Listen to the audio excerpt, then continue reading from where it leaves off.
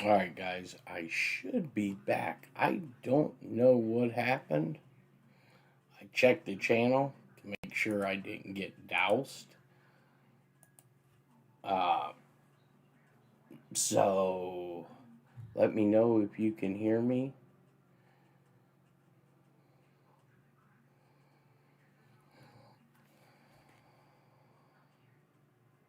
Let's see here.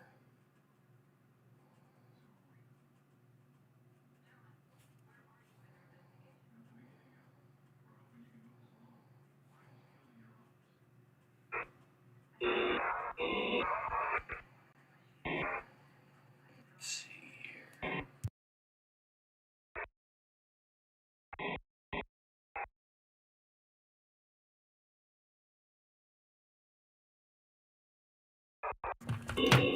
Alright, we'll wait a second or two. I don't know what happened, but I was getting the rolling bars on one of the TV screens here. I checked the channel. The channel's good. So I don't know if it was maybe something on YouTube's end or not, but I believe we are cooking with gas. I believe. Let's see here. YouTube. Okay, people say that. All right. Yeah, that was really weird. Really, really weird. So let me bring this back up over here. I thought maybe we said the hunter's name too many times and, you know, kind of like Beetlejuice and the dude just shows up and nukes the channel again. Let's see here. Let me.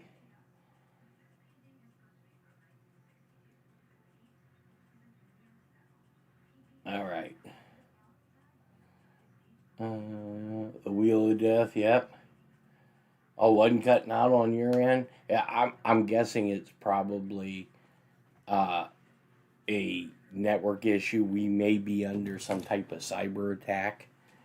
Um, but everyone is saying sound is good. For some reason, my multi-stream chat isn't working, but this is working here. So, alrighty. So let me hold on 1 second. My little puppy is not happy with me. All right. So can you guys hear me? Give me a 5x5 or no, you sound like shit. Make sure that we got everything working here. Yeah, that was really, really weird. It says connects. We got 21 people in here, so let me see. All right, so you guys can hear. Okay, so all right, now everything's starting to connect. Yeah, I think it's a might be a YouTube issue. Um, so yeah, so Vito's sitting there, and I'm like, dude, the only thing that's missing uh is Shore Patrol coming in and putting in cuffs. I don't know what the fuck's going on. So he's like petrified now. So I leave, right? And I go back down to the watch floor, and my LPO, he's like, what the hell was that all about? He goes, they pulled Vito out of the ruling section. I was like, yeah, he's sitting upstairs now. I don't know what the hell's going on. He goes, well, you want to take some, personal time, take a day or two leave? I said, no. I said, I think probably the best thing for me is to sit down at this pause and start doing what I do to get my mind off this because I don't know what the hell is going on. And word spreads fast, right? So the jock, which is normally at least a butter bar, which is an ensign, the jock comes over to ILC, and he's like, hey, shipmate, what the hell's going on? There's a lot of brass, and I heard they called you out. And I'm like, yeah, they took me up to command group, and there was a 2-star admiral and a couple birds and the CMC. I said, I don't know what's going on. So my shift ends. I go home. And I think I was on my last day of shift, because when I got home, because I always took the shuttle. We had a secure shuttle bus. I had tinted out windows because they didn't want people seeing who they were transporting in case they seen where they were coming from. So, at that time, I never bought a car while I was in Hawaii. To me, it was shuttle back and forth to work, and some of the guys in command at Team 1, they had cars. We always hung out together, or I would take the bus, and that's literally what it's called, is the premier transportation system in the United States for wanting to travel. Because the way the island's set up, like if I want to go from Eva Beach to Honolulu, you have to go all the way up the island and all the way back down. Because of Pearl Harbor, because of the landscape. So I get back home, and I'm just like, okay, this is really fucking weird. And so what I would do to clear my head, I got out of my uniform and went out for a 10-mile run. So I would run around Ford Island twice, then run across Aiea Bridge, run over to Aiea and back. And so that was roughly 10 miles. So I go do the run, come home, shower, go to sleep. So I'm like laying there counting logs. I mean, I am knocked the fuck out. All of a sudden, so the way our rooms were set up, they were like apartments. So you had a main door for each area had oh shit, see, there he is. I think he's a co-conspirator. Craig Damn the Hunter. I told you, sissy. Damn it. We just had a stream go down, and I thought this channel got nuked again. And we were blaming you. So, the way this was set, so you had 2 apartments, and you shared a head, which is a bathroom, and you shared a kitchen, okay? And then you had, like your bedroom, living room. Each one of us had our own setup. So, about 2 or 3 hours after I got home and fell asleep, I hear this fucking beating on the outer door. I mean, they are beating the living shit out of this door. So, I throw on a t-shirt, and I go out. I open up the door, and I said, this better be fucking good. And it's these 2 dudes in suits. And they're like, are you Jeff B? And I'm like, who the fuck are you? And the one guy, he kind of like chuckled. Well, he flashed these credentials in my face. And instantly I'm like, oh, I'm so fucked. And I don't want to say what agency they were with, but they flashed these badges in my face. They're like, you need to come with us. And I'm like, remember what I said? You know, my brain processes shit and my mouth. I said, I don't need to do shit but stay white and die. How's that sound? And the guy goes, get dressed. And I'm like, what the fuck is going on? So I was like, okay, stand by. So I shut the door on their face. And then I go into my door. First thing I do is I pick up the phone and I call Kania. And I call the SSO. And what the hell was this chief's name? He was head of the SSO. He had a Hitler mustache. I shit you not. He had a straight-on Hitler mustache. So I call the SSO. He answers the phone, and I'm like, Chief, this is Petty Officer B. I got a fucking problem. And he goes, okay, where you at? And he goes, okay, where you at? I said, I'm at my barracks. And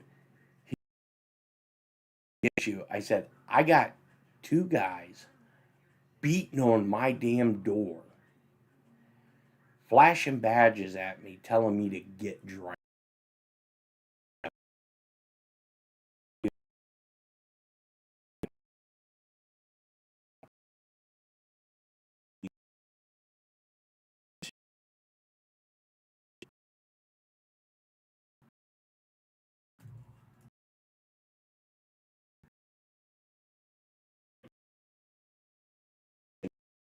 Is end or not, but I just got the spinning wheels.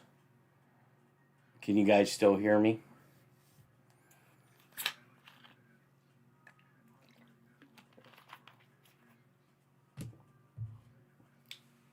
Check, check. Can you guys still hear me? Let me know.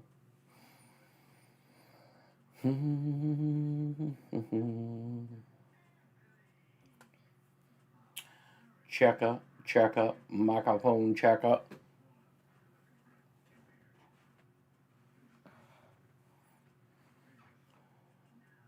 McFly.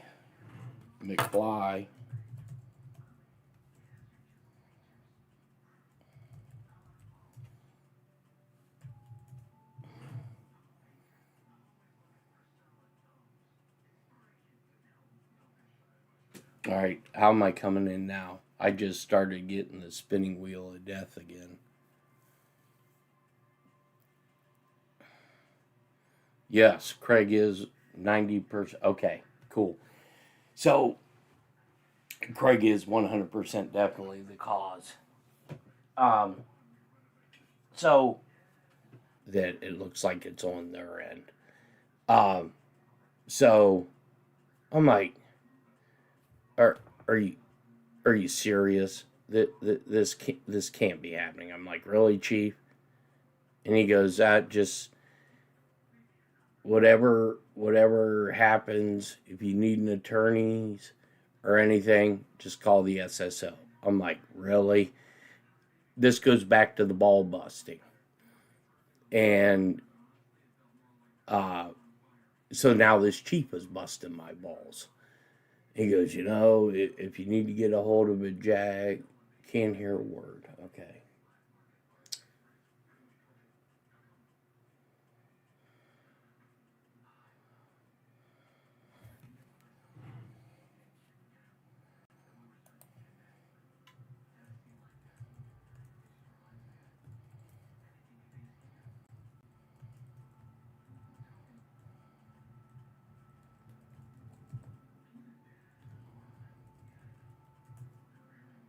All right, is the audio back now? Because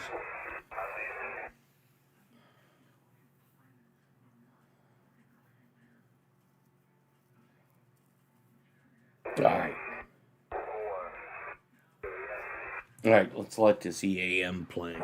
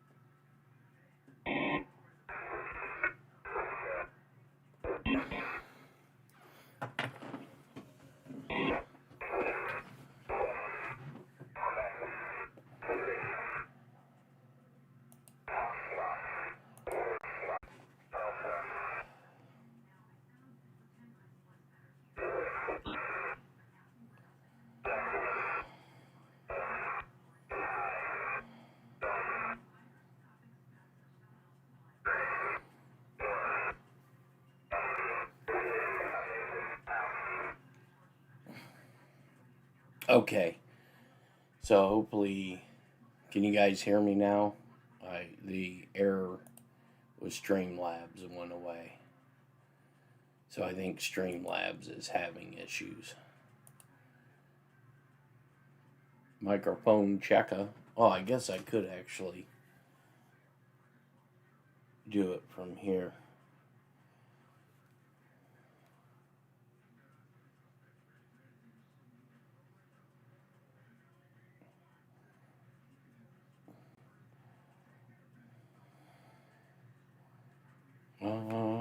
Let's see. Let me get this tuned in. See what happens. Check, check. Testing, testing.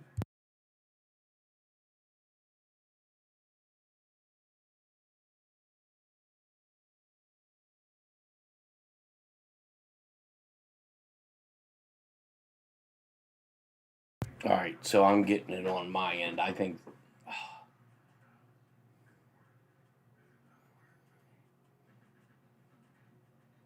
All right, yeah, it's YouTube keeps glitching a little bit because Facebook and everybody else is saying they're good. So I think it's either YouTube or I think honestly we should probably ban Craig because we were going solid till he showed up. He was bringing in that Cajun voodoo shit. So Chief Adolf, guy that has the Hitler mustache, he's like, "Yeah, you're good." And I'm like, what do you mean I'm good?" And they're like, "If you need a jag attorney or anything, just call." Uh,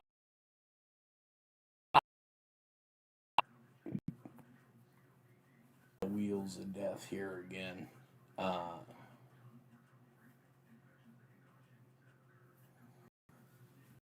You got to work tomorrow, so so I go out from my room, like space, and then open up the door, and I was like, "All right, guys, what?" So I go back in, put on some jeans, and walk downstairs. Or we actually take the elevator because these guys were too fucking lazy to walk downstairs. Yeah, I'm just kind of watching this whole Wheel of Death thing. Um, so we go down the elevator and uh, we go out to their car and they park their vehicle right in front of the main doorway. So we walk down the stairs and I get into their back seat of the car. And so they take me off to Jetpack and Pack Fleet Command. And we pull up into Pack Fleet and the shore patrols checking IDs. And the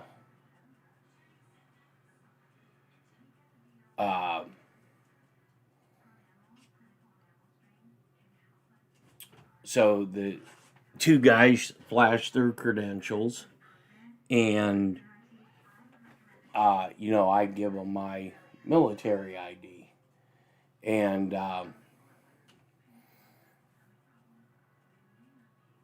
so the guy goes up. "We're here to see Admiral Blair," which was the 4-star admiral.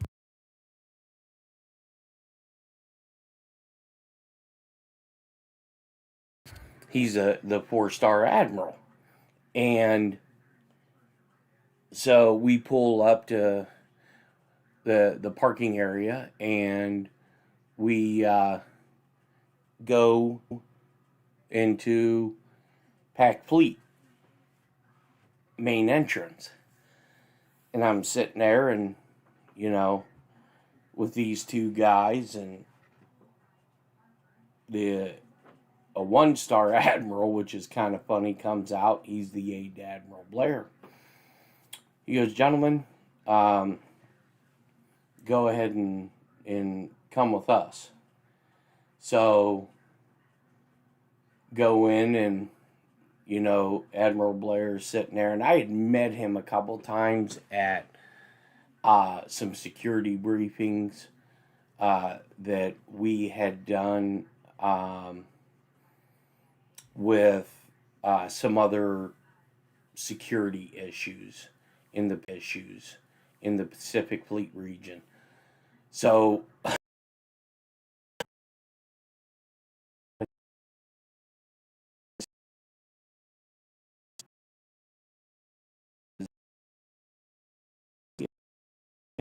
how I said, "Permission to speak freely?" He goes, "Absolutely." And I said, "What the fuck is going on, Admiral?" And he just sits back in his chair and he chuckles. He goes, "Well, you've had an interesting day today, haven't you?" And I said, "Look, I get called in off the watch floor. I get called up to command group by the CMC. I go in there. Captain Rappin's sitting there. There's this other guy who I had no idea who he was." And I said, "I get released. I go home after my shift, and then I get these two jokers just pounding the shit out of my door." So, yeah, I'd kind of like to have a clue what's going on. With all due respect, Admiral. He just sits back and he laughs. He goes, "Well," he goes, "Sailor, we have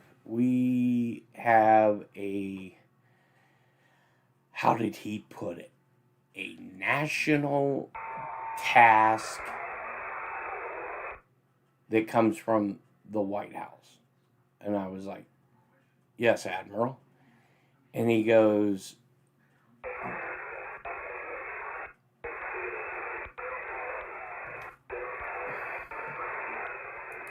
here, I'll just mute the EAM.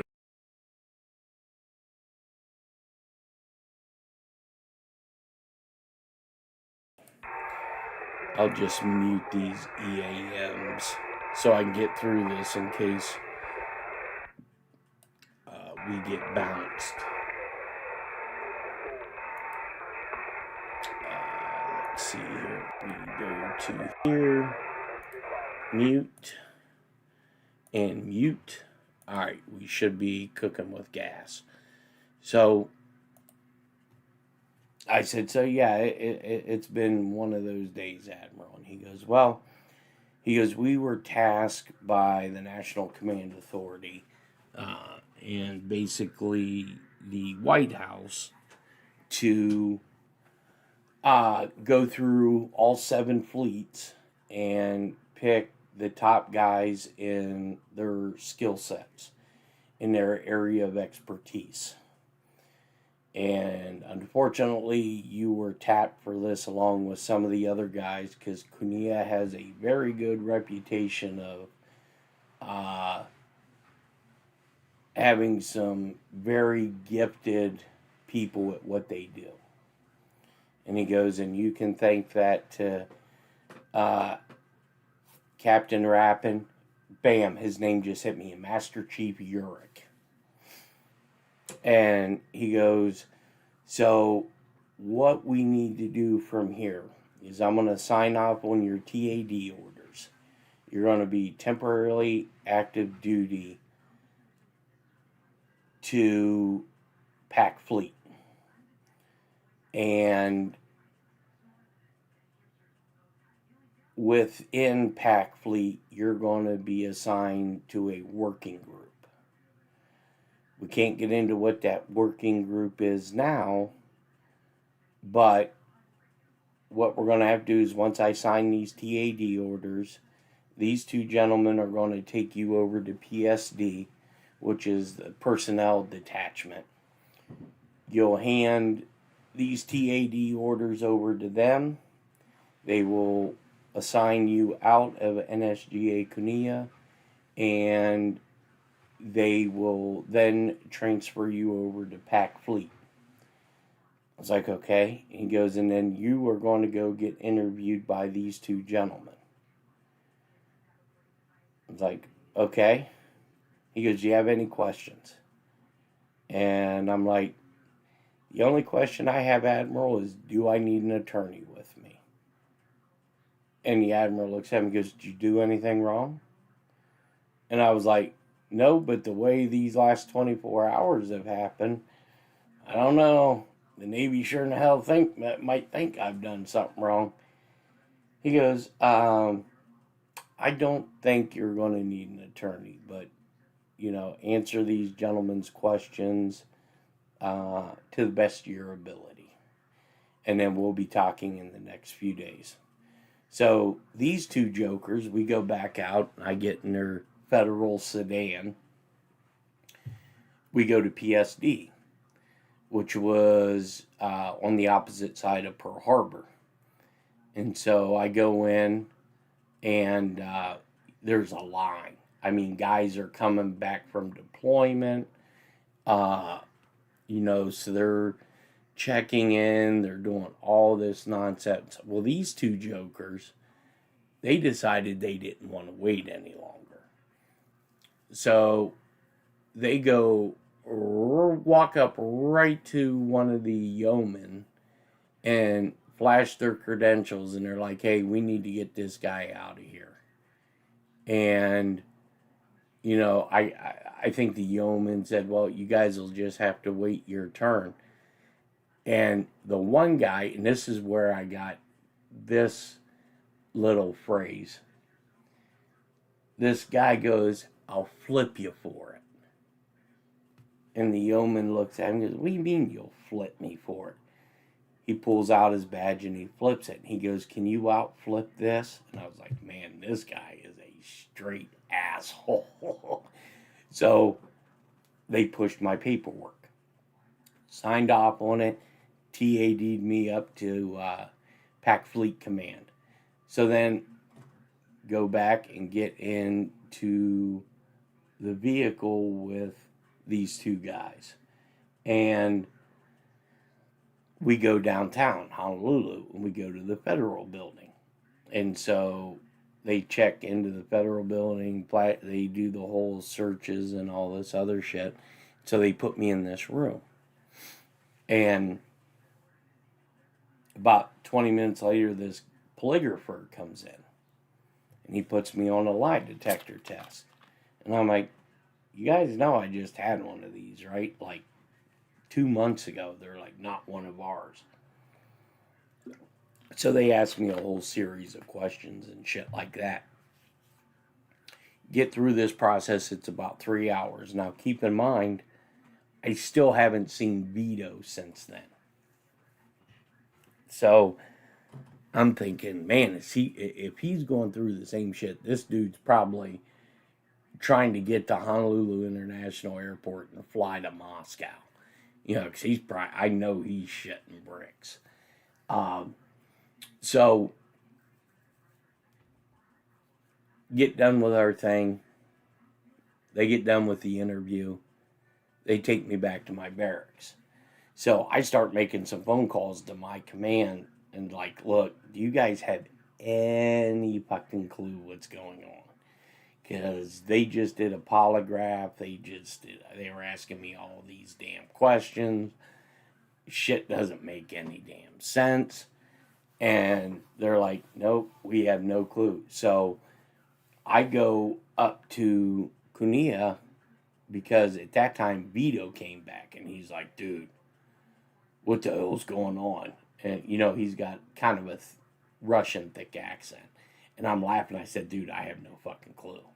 I said, did you get polygraphed? He goes, hell yeah, I got polygraphed.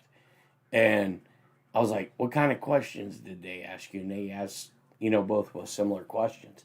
He goes, man, screw this. I'm going up to Master Chief Urich. I was like, all right, sounds like a plan. And him and I we didn't get in trouble, but we did some stupid shit together. So we go up to Kenia, and I know it was getting close to where Alpha Shift which was like the day shift. So it was like all of your executive staff, all of your day pushers is what we called them. So we go up to Master Chief's office, and we're both standing there, and the yeoman for the Master Chief is like, "Hey, do you guys have an appointment?" We're like, "No, but we really need to see Master Chief, and we need to like see him now." And this dumbass, they're like, "Well, did you notify your chain of command?" I remember Vito looking at this showman, and it says, "Look," and he always like bounced his head up and down. He goes, "Look here." He goes, "We're going in to see the damn Master Chief. They don't know how to use their fucking chain of command. We're not using ours." I'm looking at Vito, and I'm like, "Dude, chill. You're going to blow a goddamn vodka bottle. You're going to go nuts." So the Master Chief comes out. He goes, "Come on in, boys." And we're like, "Master Chief, what the fuck is going on?" Master Chief's like, "Look, I said, they polygraphed us. They ask us all these stupid questions. Nobody will give us a straight answer." And he goes, "Well, what'd the Admiral say?" He goes, "The Admiral said, get in a fucking car with these two guys." So we go days without hearing anything at all. We're up on the watch floor, and I think we're working the night shift. So this is 6 p.m. to 6 a.m., which is a booming shift because where we're located and some of the targets that we're listening to are nighttime. So there's less atmospheric interference.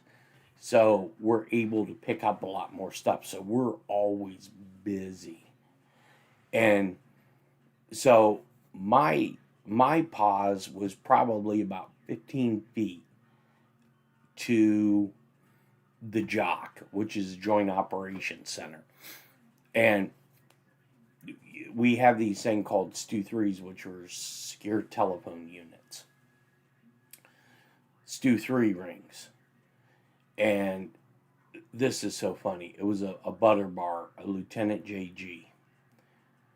And I hear him say, "Yes, Admiral." Well, when he says, "Yes, Admiral," he stands up. It was so damn funny. It's like, dude, this guy can't see you over a fucking telephone. Chill the hell out. And so he goes, "Will do, Admiral." "Absolutely, sir. Just, doing the thing." So I see the JG walk behind the JOC, and he walks by the whole bank of TVs and comes over to ILC. And he goes, "Petty Officer B." I was like, "Yeah, what's going on, Lieutenant?" He's like, "Go to Jit Pack." I'm like, "Okay. How the fuck am I getting to Jit Pack?" Because it was down near Pearl Harbor. He goes, "It's a good question. Let me find out." And so he called the quarterdeck, and the quarterdeck was like, "Yeah, we'll get a shuttle and we'll take him down." So I go down to Jetpack, and there's I think there were 5 officers, and it was just me and some other dude that I'd never met before. I'm guessing he worked at Jetpack, and they brought us into this room, and they give us these books, and these books had all these scenarios, and what they wanted you to do was go through these books, read these sections, and then write down how you would handle the scenario in these books. I'm like, man, this is like the dumbest shit ever. They did all of this for us to come in and, well, basically what this was a working group for what I believe, can't prove it, is for what's happening now. And the reason I say that is some of the stuff that we worked on, some of the scenarios that we were working on are kind of like, in one way or another, they're not the exact same thing, but they are kind of parallel to some of the crazy, monotonous shit that we're seeing, like psychological operations. Like, just for an instance, there was a scenario in there totally unclassified, and they mark it in the book whether it's the scenario is unclassified, secret, top secret, top secret TK with a shitload of caveats. And so one of the scenarios was the Straits of Hormuz being shut down. And if the Straits were shut down, what would be the mission planning on the intelligence side of the house for a response? Okay, and that's about, there was a bunch of other stuff that I can't get into, but this is kind of like how over time I pieced this stuff, some of the stuff that's going on. This is how I'm able to kind of, and the big chair was also involved in these working groups. We work different working groups because he did a certain thing on the watch floor, I did a certain thing, and they keep everybody separated and they do different scenarios. So that you don't know what each other's doing, I guess you could say. None of it, you couldn't put two and two and say, okay, this is what's happening. Oh, by the way, I'm going to go sell this stuff to an adversary or, shit like that. That's why they redid the polygraphs. We had to do financial statements, how much money we had in the bank, how much debt we had, all that It was almost like going back up for a single scope background investigation again, SSBI. It was that crazy. So that was like one of the most effed up things. I mean, it was beyond bonkers. But okay, and so in this story won't be long, but this is so fucking funny. There was a guy that I met in NSGA Cunha. His name was Frank Celestino. Last name kind of says it all. And so when I first got to Hawaii, I told you guys that I didn't have my full-blown clearance yet. I had what they call an interim clearance.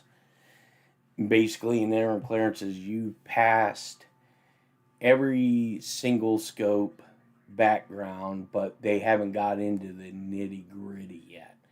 But there was enough that you've shown that you wouldn't betray your country. You didn't have any, skeletons in your closet that it would violate national security. So Frank Celestino had the longest record for somebody who had an interim clearance. Okay, so when I first got to Cunha, I worked first lieutenant's division because everybody works through that if you don't have your full-blown clearance yet. So Frank and I, we worked there. And so we're out there sweeping lots or doing some stupid shit. These guys just do it to piss you off. And they call Frank into the guard shack. Well, wasn't actually a shack, but that's what we called it, a guard shack. He comes out about a half hour later. He's like, "Oh my God." And I'm like, "What?" And he goes, "I got to go see the SSO tomorrow." And I'm like, "Oh God, what'd you do now?" He goes, "They found out that I had 74 fucking unpaid parking tickets in Philadelphia." I'm like, "What?" He's like, "Yes, I got 74 unpaid parking tickets in Philadelphia." I'm like, "Dude, what the fuck?"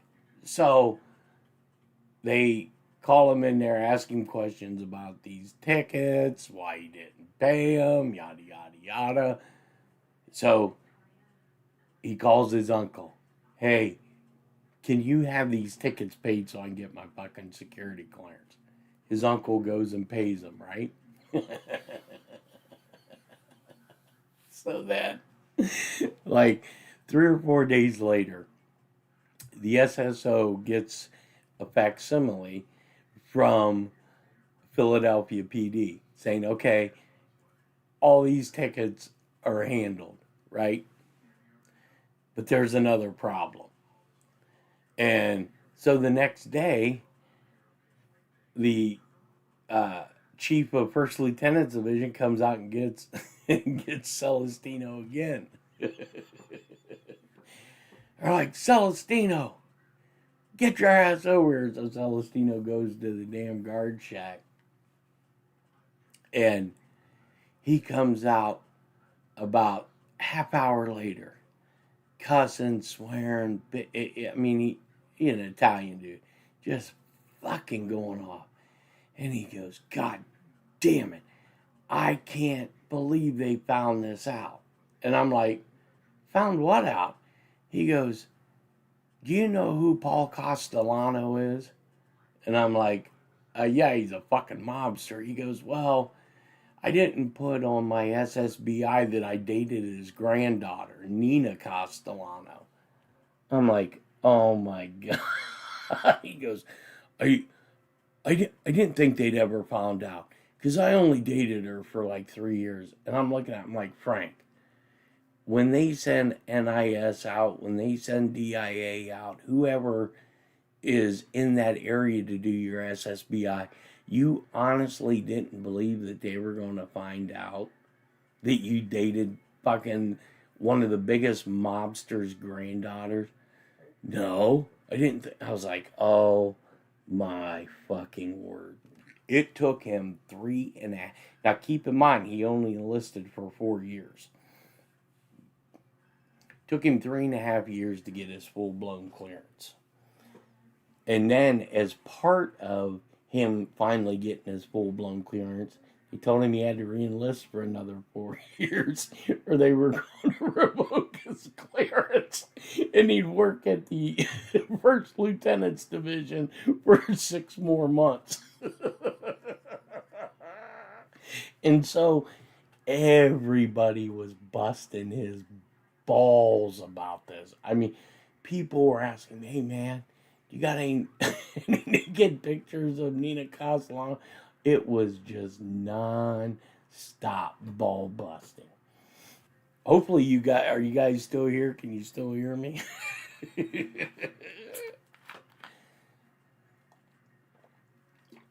Yeah, the Stu threes, they're hard to hear on. Especially in the beginning when it does the cipher to do the encryption. Yeah, it's kind of nuts, and then it takes like 2 or 3 minutes before you can talk. And I'm sure, well, I know some of the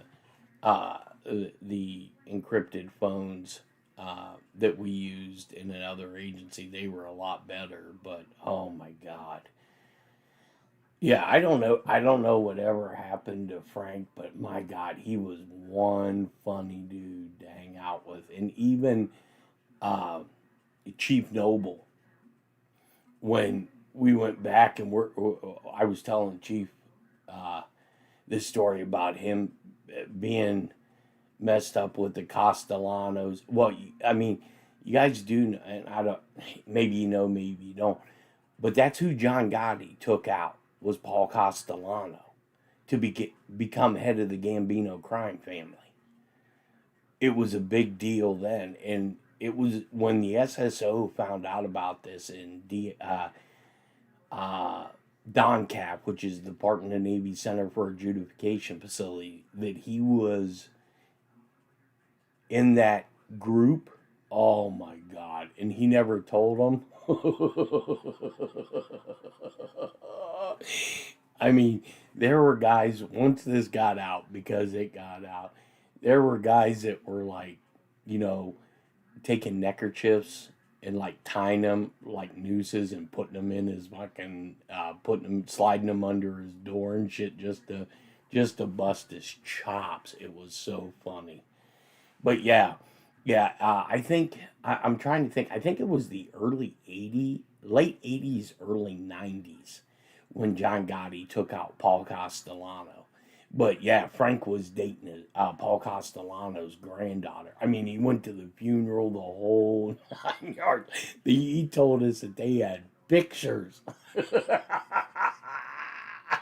because the feds, the FBI, was investigating the Castellanos and the Gottis and the SSO when they ran his social, and you know, they do the background. Come up with pictures him at Paul Castellano's funeral. Oh my God. It was so damn fucking funny. I'm gonna have to look him up and see where the hell he's at.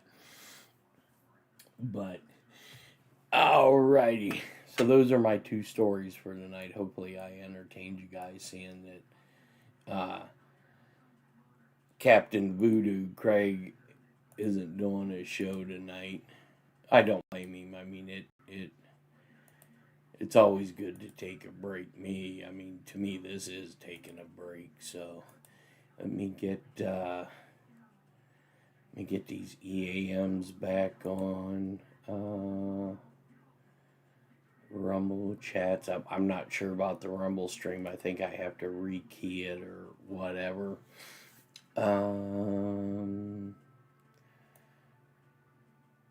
Oh yeah, I mean, everybody that was in the service has these kind of stories. Because I'll tell you what, you meet some very interesting people when you're in the Navy, or I mean, just in the military. Period. You meet very interesting people.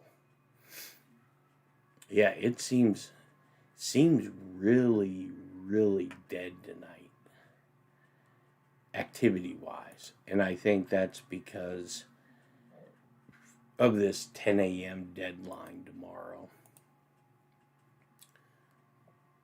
for the blockade.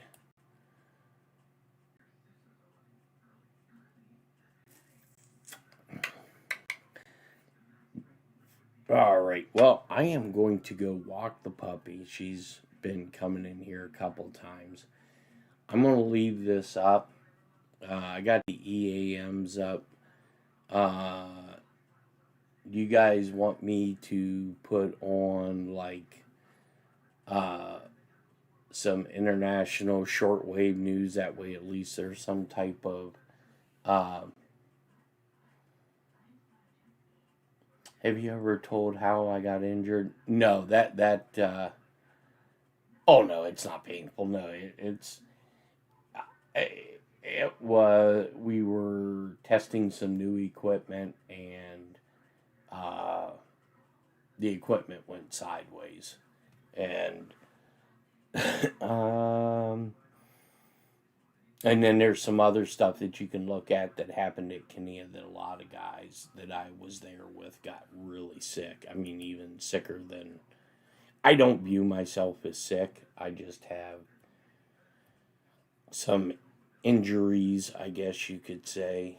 Uh, but it has to do with some water contamination. BBC in the background. Okay, let me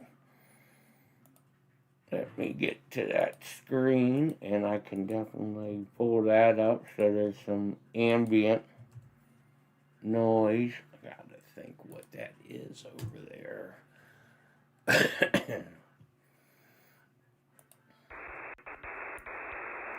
know it's in the AM. Is it 198?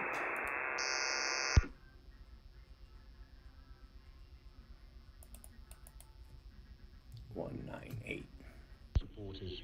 Yep. The possibility and responsibility of governing was not granted to us. I have congratulated the winning party. Trump issues a death warrant to Iran. Is this recent, Willard? Because I did see Reaction in the huge crowd lining where the Danube. there was something earlier. Was instantaneous. Young people who were toddlers 16 years ago could hardly believe that Viktor Orban and his Fidesz party could be defeated. I've been waiting against the Fidesz parliament for so I'm really happy that there is finally one person who is strong enough to actually challenge him for this well.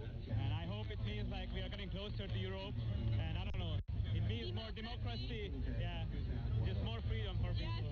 Hungary is European, Hungary is part of the West and not the East, and we believe that those are the countries we should make and establish and nourish our alliances with. Peter Magyar fielded phone calls from some prominent European leaders, among them President Macron of France, Keir Starmer from the UK, and Ursula von der Leyen on behalf of the European Union. Oh, I remember the chopper stories. Get in the chopper.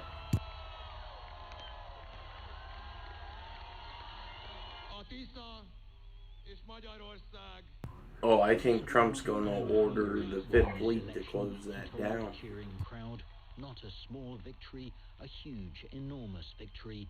Together we toppled the Orban regime. Together we liberated Hungary. We took back our homeland. Before the election, I asked András Baka, former president of the Supreme Court, what a Tisza victory would mean for Hungary and how difficult the task facing a government led by Peter Magyar would be. Hungary definitely needs a new constitution. It takes time to formulate, but it's not impossible. I think but requires two-thirds majority, requires a serious judicial work, and taking into account the law of the European Union, which is obligatory to Hungary too. So we have to change the system. And changing the system is exactly what the Hungarian people gave Peter Magyar a mandate to do by electing him with a two-thirds majority on Sunday.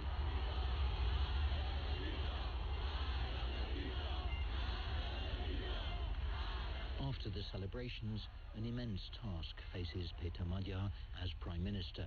On Sunday night, he held out an olive branch to Fidesz voters, inviting them to work together to rebuild the country. All those who've stolen the national wealth, however, will have to face justice.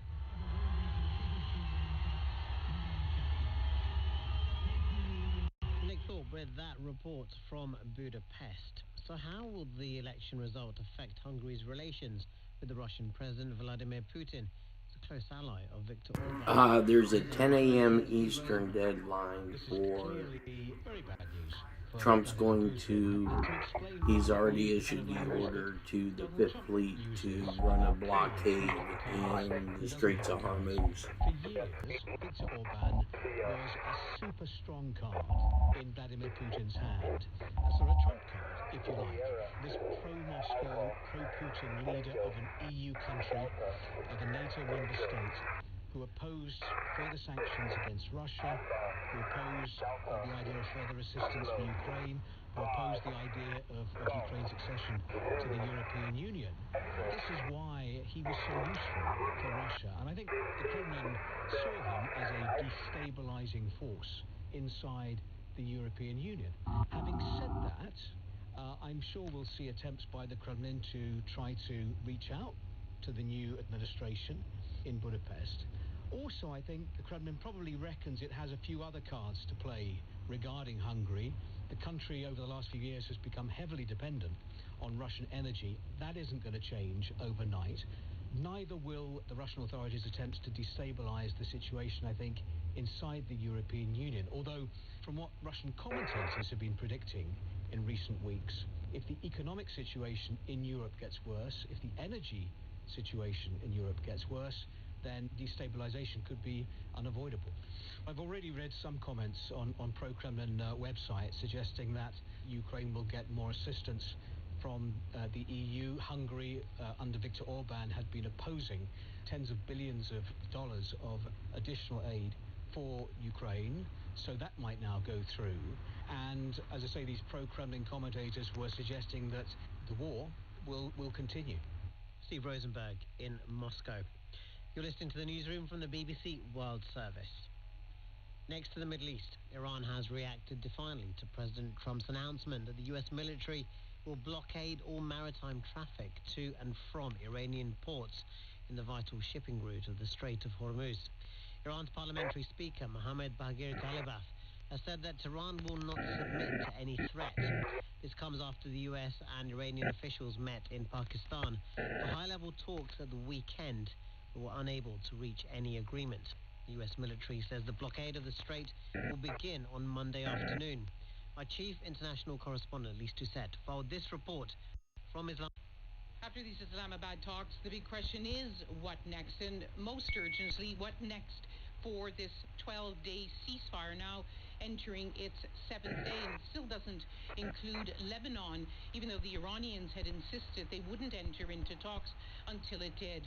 And now that effectively there are two blockades of the Strait of Hormuz, the Iranian and the American, this increases the risk that one side or the other will open fire accidentally or deliberately, which could then spark a dangerous spiral. Is there any prospect of a return to talks? Well, both President Trump and Iranian officials are saying they would be ready to return to the negotiating table.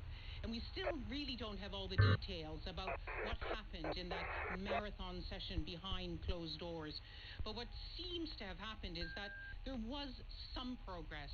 But what is really clear now is that both sides have very big red lines when it comes to Iran's nuclear program, and that neither side will be able or willing to move quickly, easily, or at all, which means that for the moment, it may be escalation rather than... Doucette. But Iran has said that any attempt by a military vessel to approach the Strait of Hormuz would be considered a violation of the 2-week ceasefire and dealt with severely. But what does that actually mean? That's a question for our correspondent Kashaya Janedi from BBC Persian. This means that, as Lise just mentioned, accidentally or deliberately, there's a high chance of a military confrontation again before the ceasefire ends between Iran and the U.S. The U.S. is actually using this blockade as a pressure tactic, and Iran knows this. And Iran is also gesturing, warning the Americans that it will confront any military vessel trying to pass the Strait of Hormuz. Of course, the Americans have battered Iran's military presence at the Persian Gulf and the Strait of Hormuz, both in the sea and on the land. So it will become difficult for the Iranians to try to confront this. But let's not forget, Iran is talking about mines that it has lost in the Strait of Hormuz area. And this warning, of course, was for merchant vessels, but this kind of warning could also be serious for American naval vessels. So there's a high chance of confrontation before the ceasefire ends. Okay, just briefly then, what other moves could there be up Iran's sleeve? Does it have the leverage against the US to do anything else? And who holds the cards at the moment? Well, actually, so far Iran's biggest weapon against the Americans has been the Strait of Hormuz. And Iran is hoping that by adding up the confrontation at the Strait of Hormuz without entering a military confrontation, it will increase the pressure economically on the Americans. Mohammad Baghir Ghalibaf, Iran's parliament speaker, who was heading the Iranian delegation to Pakistan, just put on the Twitter, on X, the social media, talking towards the American people, saying, enjoy the current pump figures. With the so-called blockade, soon you'll be nostalgic for $4 to $5 gas prices, and already gas prices have again exceeded $100 a barrel. Kashar Janedi from BBC Persian. We've been hearing about fuel prices there. Well, the planned US blockade of the Strait of Hormuz on Monday afternoon could set up a potential confrontation with China, which has already warned that access to the crucial shipping lane must be guaranteed. Well, China gets nearly half of all its oil imports via the Strait of Hormuz. So what does this actually mean for Beijing? We can dive into this now with our business correspondent, Suranjana Tiwari, who's in Singapore. Thanks for your company again. Can you just tell us then the latest threat then from the US, how it's affecting oil prices globally? Yeah, oil prices have surged and markets are also sinking over here in Asia as a result of those failed peace talks. Now, the big concern is around the supply of oil, especially with this announcement of a blockade of that strategic Strait of Hormuz, where 20% of the world's oil passes through, and it really has to pass through there. There's no alternative routes because the oil supply comes from that region, and those ships have to pass the Strait of Hormuz in order to get to their buyers. Now, we're seeing oil prices rise by 7-8%. That's a huge jump, but the markets are largely muted, and that might be because a lot of this volatility has already been priced in, although analysts are saying that we're basically back to pre-ceasefire levels in terms of prices and as well as supplies. Now, for the region, especially in Asia, the US blockade is scheduled to begin this afternoon. So what will that mean for that region, especially China, but the rest of Asia too? Yeah, there are countries around Asia that rely on oil from this key shipping lane. Now, China is one. Of course, China still needs a great deal of oil and gas in order to power its factories. It's known as the factory of the world. Having said that, China is in a relatively better position because it has been stockpiling for the last few years. So it does have larger reserves. Having said that, it still has big demands. But it's poorer, lower income, developing countries across all of Asia, especially here in Southeast Asia, your Thailands, your Philippines, your Cambodias that rely on that oil to be able to make the economy run and, create the growth, the kind of economic growth that their economies need. And these are huge manufacturing hubs that rely on that oil. It's been a big problem for all of these countries, and further disruption and shock and the volatility is going to have a big impact, not just on Asian growth, but also the global economy on the whole. Yeah, that uncertainty is feeding into Asian stock markets. Japan's Nikkei, I'm reading, is down close to 1%, with stocks in South Korea and Australia also lower. So investors are, I guess, weighing the impact on inflation and global growth in this. I guess, Suranjana, then what options does Beijing have then? If it can't get oil from the Strait of Hormuz, what other options does it have? You mentioned the stockpiling, but any other avenues or access? Well, it has to be new markets. It's got to be new oil producers, new oil suppliers. Now, Beijing was getting some oil from Venezuela, but, it could be looking to Brazil. It could be looking to potentially Russian sanctioned oil, which is something that the U.S. has said to other countries, including the Philippines, that it would consider in these times. Having said that, the real world impact is really being felt already.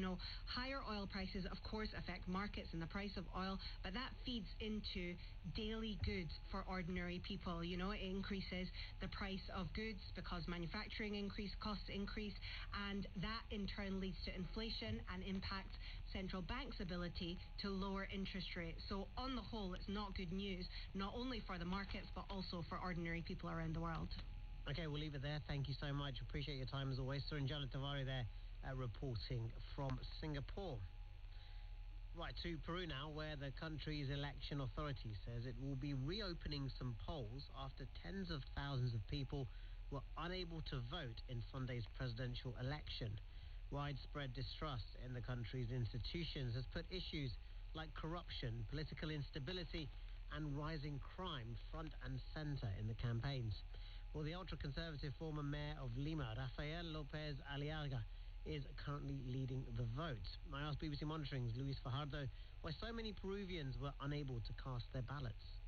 The Peruvian media are having a lot of reports on this, on how apparently many polling booths did not open on time on Sunday morning, apparently because of logistical issues. In many cases, election material did not arrive to many voting places, particularly in Lima, in the capital.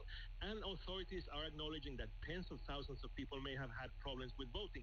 That is why they initially said that voting was going to be extended for an hour on Sunday. There was an additional hour of voting on Sunday. And now they have said that some voting pools will also be open on Monday for this purpose. And are we getting any indication about the early exit polls and telling us about who's likely to win? There are plenty of candidates to choose from, after all. There are 35 candidates, to be precise, and exit polls are showing what people had predicted, that no candidate was likely to obtain the majority that they needed to win the election outright. So it is going to be very, very likely a second vote, a runoff vote, to be held in June. Peru's had 9 presidents over the last 10 years. Why have there been so many changes in leadership? I mean, earlier we were talking in the program about Hungary. Someone was ruling there for 16 years. So why has it been so different in a country like Peru, for example? There's many explanations that have been offered for this. Part of it has to do with the extreme skepticism that people have towards the system, the political system, and the continuous search for outsiders, people looking for complete outsiders from very, very different sectors of society that have promised change and have not really delivered in many cases. There's also weak political parties in which many cases presidents are elected but have very little representation in Congress. Therefore, the governance of the country becomes very difficult. This in the context of a lot of political instability in Peru. People were expecting a change this time. At this moment, there's still a lot of uncertainty over the result of the election and the impact this can have on political aspects in Peru. BBC Monitoring's Luis Fajardo reporting there. Let's finish off the programme from the beautiful greens of the Augusta National Golf Course, where Rory McIlroy won the prestigious Masters tournament for a second consecutive year in Georgia in the United States.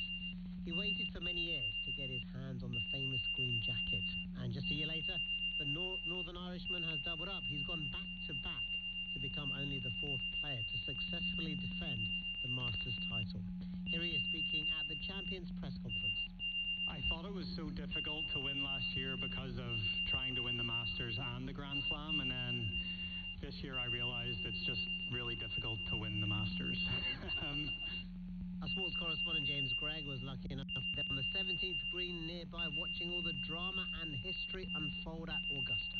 Incredible, Anchor. Coming into the week, there was all the talk about how free McIlroy might well be after winning it last year, and he's been incredibly candid about the fact that it was a huge weight off the shoulders and he could go out there and enjoy playing in the Masters for the very first time. He said for the first 16 Masters tournaments he played in, he was incredibly nervous walking towards the first tee, but this year it was a different entity. And look, he started the week brilliantly, a round of 67 to share the lead after round 1, a 65 to open up that 6-shot lead, let's not forget, at the halfway stage. Obviously fell back yesterday, but really, really imperious performance on the back 9 just to close things out. And he is the master for a reason, and it is so difficult to go back-to-back. He's only the 4th player to do that.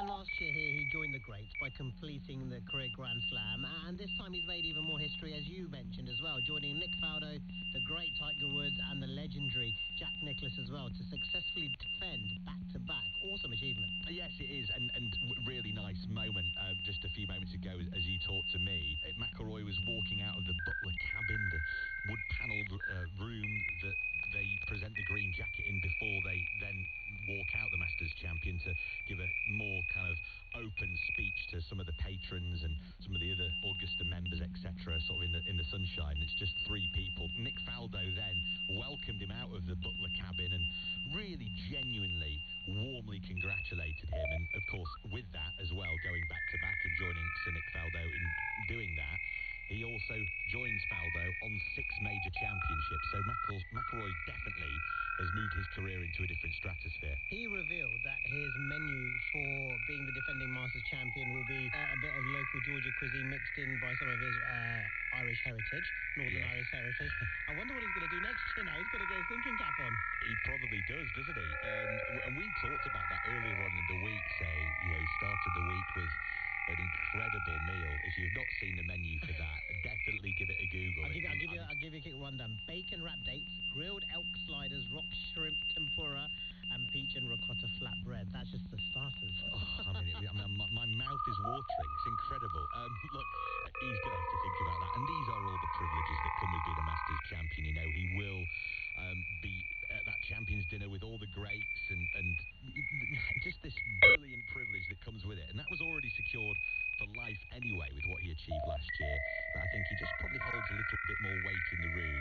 Now he's a multiple Masters champion. Also back home in Northern Ireland as well, in Hollywood, where he grew up, and lovely pictures of the golf club there, where he began his career as a young boy, and all the support he still has there, and those celebrations will continue long into the night too. Oh, absolutely. Look, his father, Jerry, who is a real character, I know him loosely just from watching McIlroy down the years. He gave everything to McIlroy, along with his mother Rosie, and he was a bartender, was Jerry McIlroy, at Hollywood Golf Club in Northern Ireland. I'm sure that all the members there have their own tales of Rory, and he's just added another little slice of something, hasn't he, to that slice of golfing terrain up there in Northern Ireland. Fantastic. James Gregg in Augusta, and for more on the Masters, there's a special All About podcast on BBC Sounds or wherever you get your podcasts from. Thanks for listening to the Newsroom from the BBC World Service with me, Uncle Desai, and from the team. Bye-bye. This is the BBC World Service, and for In Our Time, Misha Glenny and expert guests discuss the exploration of the deepest place on Earth.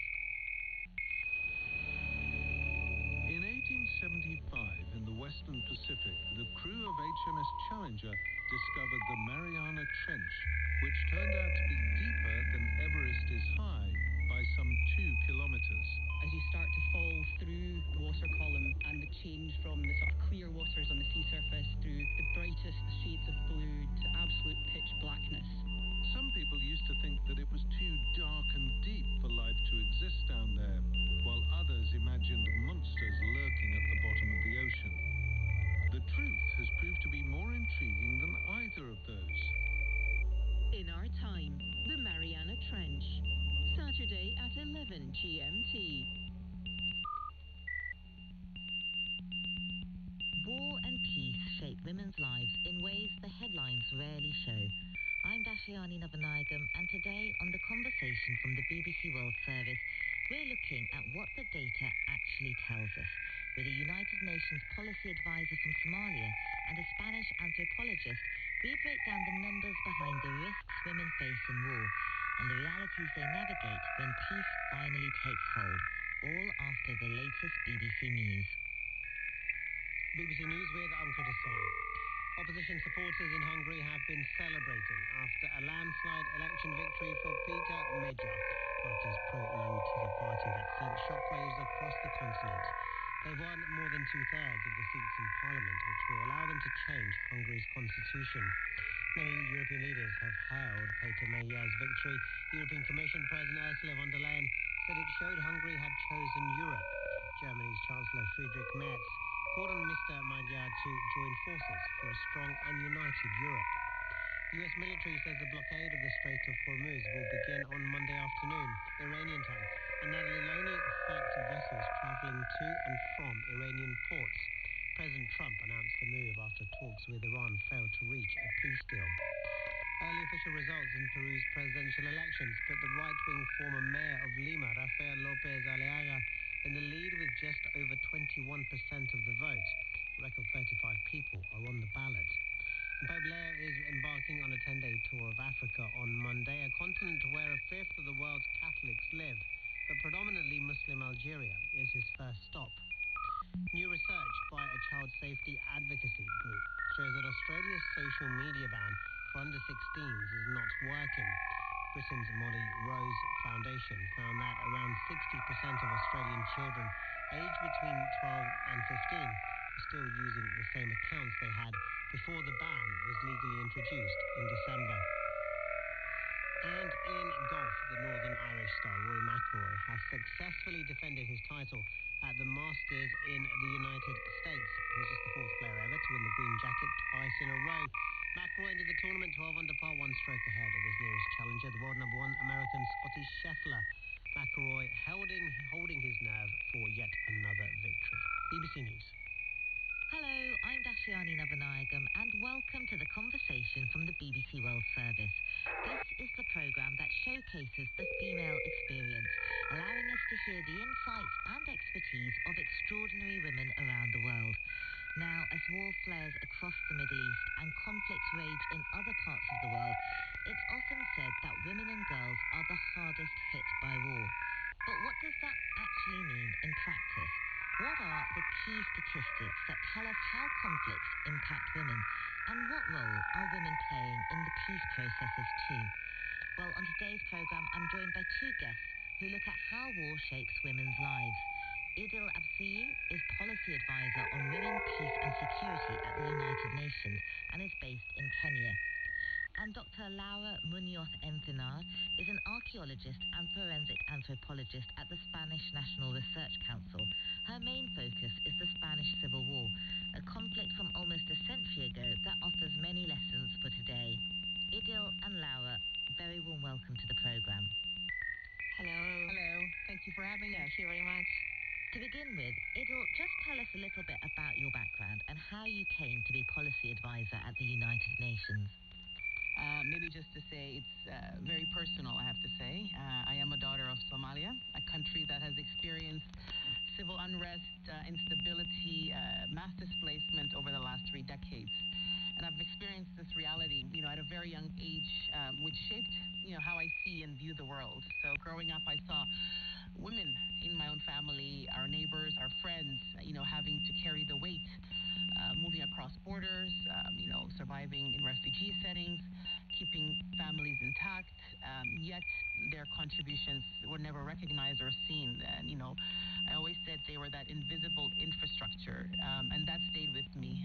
So that gave me an inspiration, and a sense of purpose to do this work and make sure that women who are, working so hard in these communities and holding them together in often in terrible contexts are seen, are supported, are included, where decisions are being made and where it matters. So that's how I got into this work at the UN, specifically working on issues of women, peace and security, where I have served in a number of countries, working on issues of gender as well. So it's these experiences that have grounded my realities on the ground and making me, wanting to do more on this area of work, showing me the real strength and the resilience and the leadership of women and giving them that voice. So it's both professional, but also very personal for me. And your work is very much looking at current conflicts around the world. But Laura, you trained as an archaeologist, which usually means looking back many hundreds of years ago. How did you come to be working on something as recent as the Spanish Civil War then? Yeah, it's been quite a long journey, really. So, I study history, I specialize in archaeology. Then I went to do a master in physical and forensic anthropology because I have always been particularly interested in human bones and what they can tell us about past societies. And especially forensic side, which allow us to look at violence around the time of death. So, at the same time, I would say also it's a personal thing. Like it's from a very young age, I was really interested in what happened during the war and the dictatorship, especially this part of political violence. Because I'm part of this generation whose grandfathers lived through the war, and many of them were forcibly sent to the front. And those stories were always around me growing up. And I wanted to bring together archaeology and forensic anthropology to answer historical questions like what happened to the victims and how we can generate knowledge about the past, a past that we still know very little about. Well, let's go a bit deeper into the work that you both do. Now, part of your role at the UN involves pulling together numbers that give us a big picture idea about how war affects women today. So let's look at some of the stats from your most recent report, which was published last autumn. Tell us some of the headline figures. This report is published annually by UN Women and is presented by the UN Secretary General of the United Nations to the Security Council during the open debates. So the report, brings together, like you said, strong data and evidence that looks at different issues in relation to the Women, Peace and Security agenda, looking at, for example, women's participation in peace processes, trends around sexual and conflict-related violence, and also in relation to militarization. And some of the findings are quite alarming. For example, the world is now experiencing the highest number of active conflicts since 1946. So we have around 61 active conflicts globally, and this was last October. So since then, as we know, things have moved and evolved quite a bit. So the number of conflicts have risen above 61. Do we know how many women live in active conflict or near active conflict? Yes. 676 million women and girls are living near conflict zone. And when I say near, it's only 50 kilometers to an active conflict. That is quite a scary number of women and girls who are living such close, proximity to an active conflict. And of course, this increases their vulnerabilities. Just to also say that conflict-related sexual violence have increased by 87% just in the last 2 years. And the number of women and children killed in the last 2 years has doubled, particularly because of the conflicts we're seeing in the Middle East, in Gaza, and also in Sudan. So those are some of the stark statistics that we have. Just to also add that military spending has gone up to an all-time high at $2.7 trillion.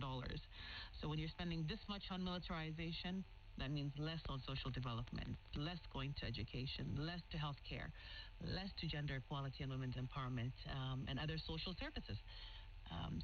The numbers are quite worrying, and it looks like it's going to get worse.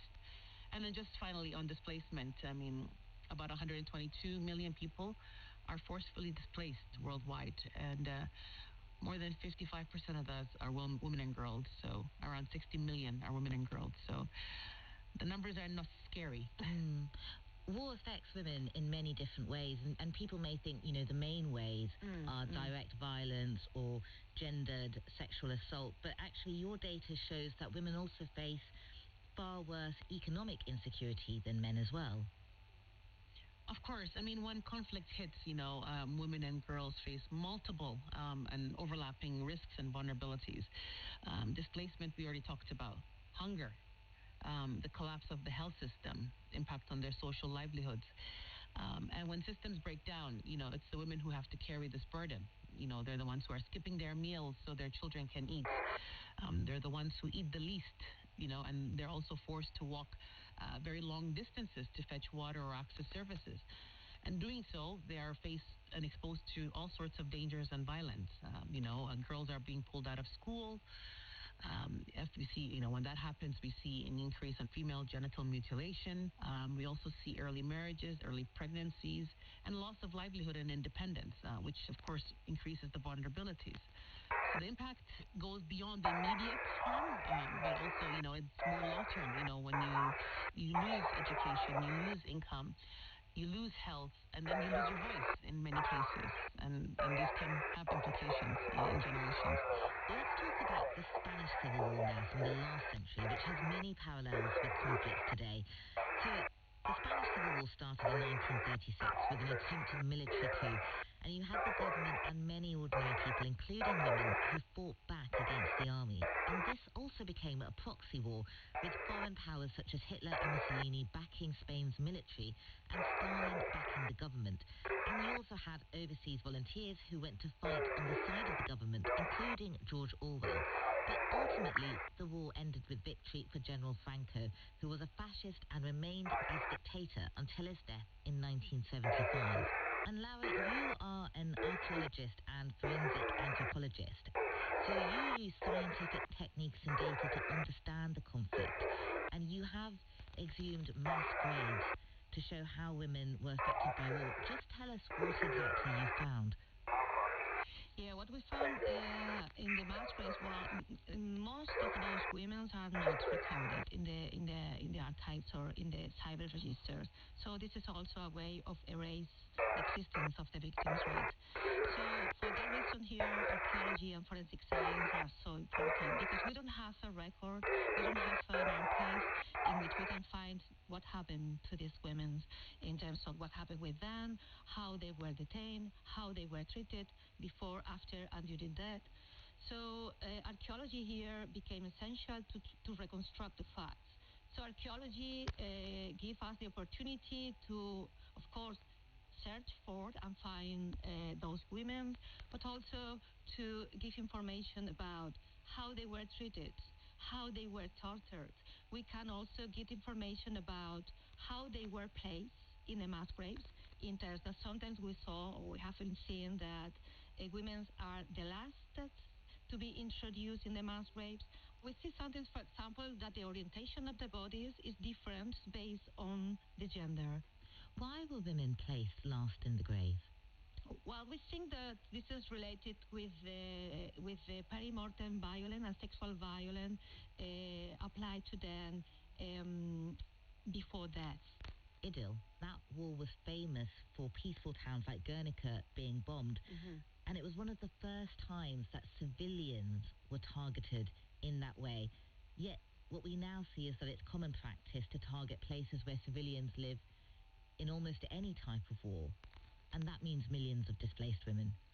I mean, yeah, like in the past, places, for example, let me just give some examples, like schools and hospitals were often seen as places of refuge, when conflicts and wars break out. That's the first place you would think, that you would feel safe to go. But we're seeing the opposite now. These are facilities that are not just being caught in the crossfire like in the past, but we're seeing more deliberate targeted attacks on these facilities and institutions. So international law, is very clear. These are protected spaces, but what we're witnessing is the total opposite: the erosion of compliance and accountability. And this is happening. We've seen this happen more recently in Al Fasher in Sudan in October, where we saw the attacks at the Saudi maternity hospital, where he's had 460 people killed. These included patients, women who are giving birth, babies, people who are families who are with their loved ones, medical officials, and this goes to show how serious the situation is. So we've normalized it. And of course, who's most affected when we're displaced? It's women and girls who are going to seek refuge in these spaces. So when we're talking about protecting these spaces, it's not just abstract. We have to protect the hospitals to be able to have access to medical facilities for those who are wounded, for women to be able to give birth safely. And when we're destroying schools, we're destroying the future of education of young boys and girls. You're listening to the conversation from the BBC World Service. I'm Dashiani Navanayagam, and my guests today both look at how war affects women. Dr. Laura Munoz Encinar in Spain and Idil Absiya in Kenya. Laura, tell us what Spain was like for women before the war. Because at that point, they were just starting to get some major new freedoms. Yeah, of course. Yeah, before the war, the situation. Well, it was a big transformation. All those rights, like the divorce, the possibility of the public sphere, it transformed absolutely their femininity in many ways. So this was absolutely destroyed after the coup d'état, and the idea was to reeducate them and replace the women in a domestic sphere. So the fascists set out to shame these women who were leading very modern lives. Yeah, well, in fact, women lost all their rights after the coup d'etat. So from that moment on, and for nearly 40 years, as you said before, of the dictatorship, they were placed in a clearly subordinate position, always under the legal and social authority of a man, whether a husband, a father, or even a brother. So in many ways, they were treated as second-class citizens. And This subordinated view of women led to the application of different types of punishment, which did not always involve death, as a consequence of their political activity during the Republic, for having transgressed traditional gender and domestic roles, or for being wives, mother, or sister of Republicans. So female punishment could be physical, of course, through execution, torture, or rape, first during the war, but also later in Franco's prisons and daily lives. And it could also be psychological, aimed at erasing aspect of femininity. Idil. I wanted to maybe just come in. Yeah, I mean, it's sad and very shocking to see. I mean, we're seeing, like I said earlier, conflict-related sexual violence being systematically used as a tactic of war. We're seeing that in Sudan. We're seeing that in Eastern DRC. We're seeing that in Ukraine. And other parts of the world. And I mean, in Sudan, I mean, the numbers are shocking. We've seen an increase of 288% rise in terms of, demand for rape survivor support in 1 year when the conflict started. 100 years later or more, I mean, we're still seeing sexual violence being used as a tactic of war, where the women's bodies have become the battlefield. And the trends are worrying, and the lack of accountability is also making it worse.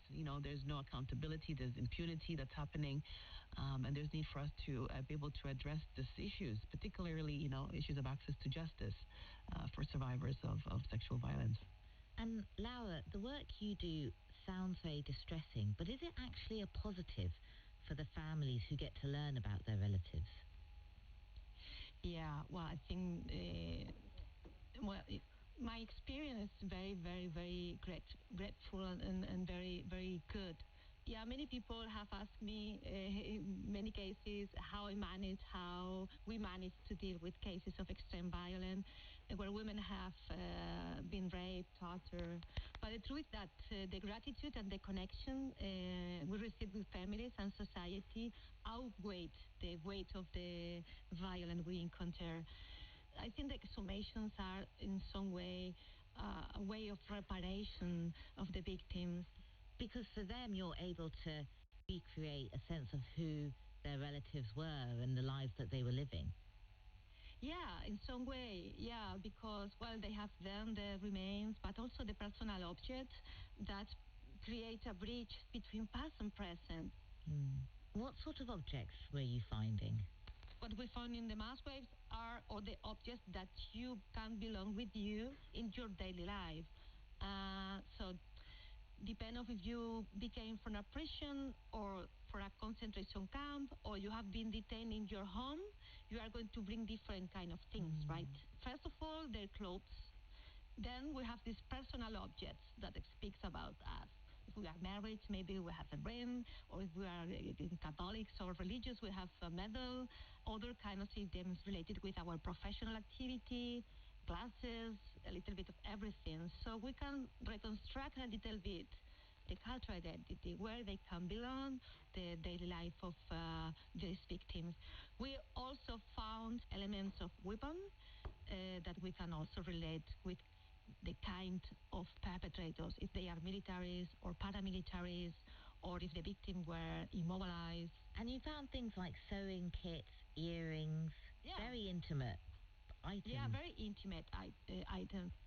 And these stories, these histories of these women, I mean, as you said at the beginning, we only know this because of the scientific methods you're able to perform that allow us to finally understand what exactly they experienced when this was going on. But this writing out of women's stories and women's experience, Idil, how much does that resonate with you today?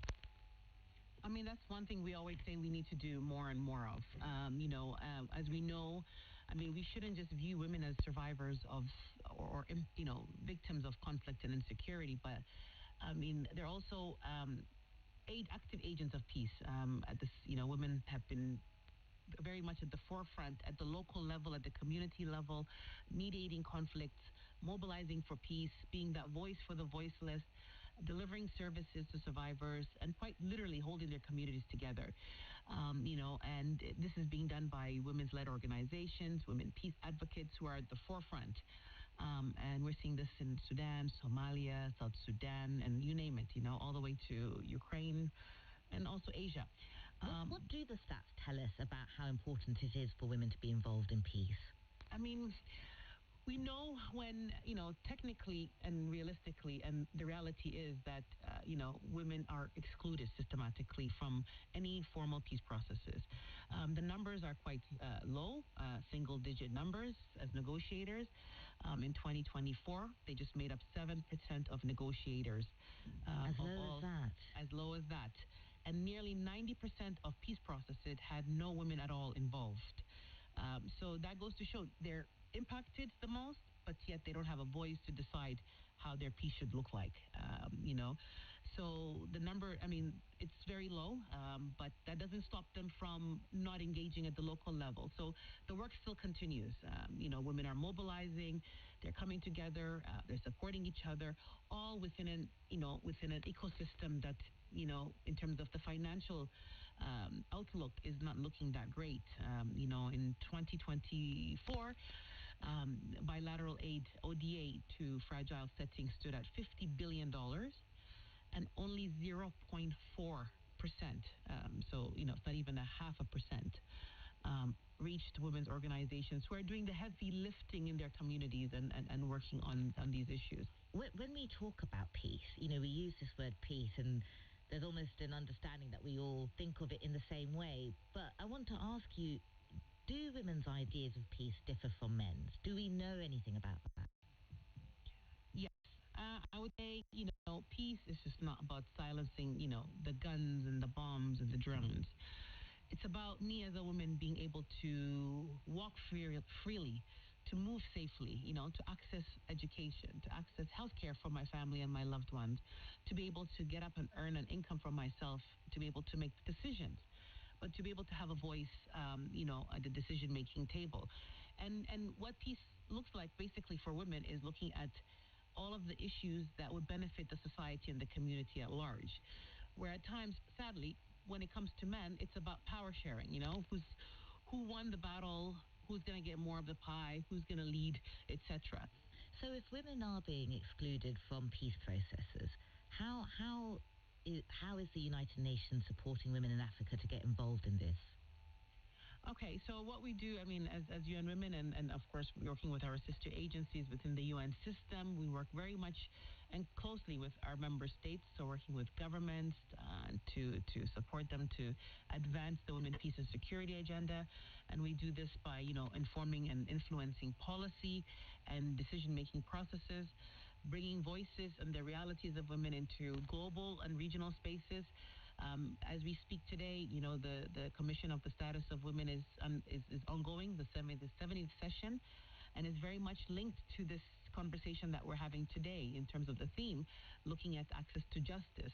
We also work very closely and support women-led organizations. And one thing we always say is that as UN Women, we work with, for, and through women's rights organizations to be able to influence peace and security processes at the local level, at the regional, and at the global level. Laura, you also work on projects across Europe and South America. Now, perhaps this sounds naive, but can understanding violence from the past prevent violence in the future? Women's rights are never permanently guaranteed, so any political, economic, and religious crisis can put them in risk. So she argued that constant vigilance is needed throughout life, since equality is never automatic and the female subordination is cultural. So we need to create tools, new tools for education, reflection, and understanding of recent history to help society to remember, most of all to remember that the rights that we have today are not guaranteed, and that in any times of war, conflicts, and post-conflicts, civil society, especially women, children, and elderly, are the groups that will suffer the greatest impact of the violence. So I think what can we do is to try to improve and create strategies of education and reflection critically to the violent past and remember what that means. Idil, given the stark numbers from your report and just how fatal the situation is for so many millions of women around the world. How hopeful are you for their future? Maybe before I even try to attempt to answer that question, maybe I just wanted to say, thanks to Laura and yourself, I've learned a lot about the Spanish War today, in terms of, looking at, comparing it to today's conflicts. The fact that, deep inequalities, whether it's economic, like you said, and social or political, includes the rights of women. And we're seeing that today shape out, with the pushback against gender equality and women's empowerment, the inequality, the exclusion of women in key decision-making processes. But yet knowing that, even 100 years ago, women played a key role in that war, and they still continue to play key roles in today's wars, being the first respondents, the humanitarian actors, and the community mediators. So for me, I'm very hopeful, maybe just to say that, if provided the proper space to engage, because evidence has shown us when women are involved in a peace process, peace is more likely to hold, it's more likely to be durable. And when more women are included, when women actually lead, peace follows. But the question that we continue to grapple with today, particularly today, and I'm sure 100 years ago, is we know what works, but are we willing to act on it? Is there the political will? So we need to continue to push, advocate, to show the evidence, use the data, the voices, the stories, and put faces to those numbers. Statistics are just numbers, but there are faces behind it. So we need to make sure that we bring the human impact to the forefront, and to allow decision makers and policymakers to find, better solutions to these conflicts that we're facing in today's world. Idil and Laura, thank you so much for your time today. No, thank you. Thank you very much. My guests today have been Dr. Laura Munoz Encinar in Spain and Idil Absia in Kenya. The conversation from the BBC World Service will be back next week. Thanks for listening. This is the BBC World Service, with Maddie Savage exploring why Sweden's schools are stepping back from technology. Sweden is one of the most tech-savvy countries on the planet. I'll be sharing the story of how Sweden's school system became part of that digital trend, and why the country's government is now unravelling its education policy. Sweden's digital backlash, Thursday at 8:30 and 19 GMT.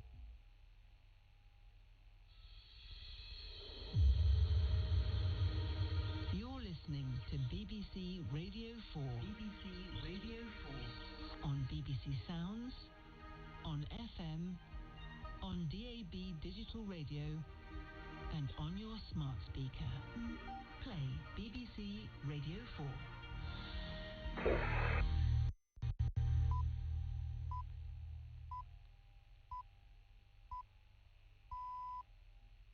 BBC News at 5 o'clock. This is Alan Smith.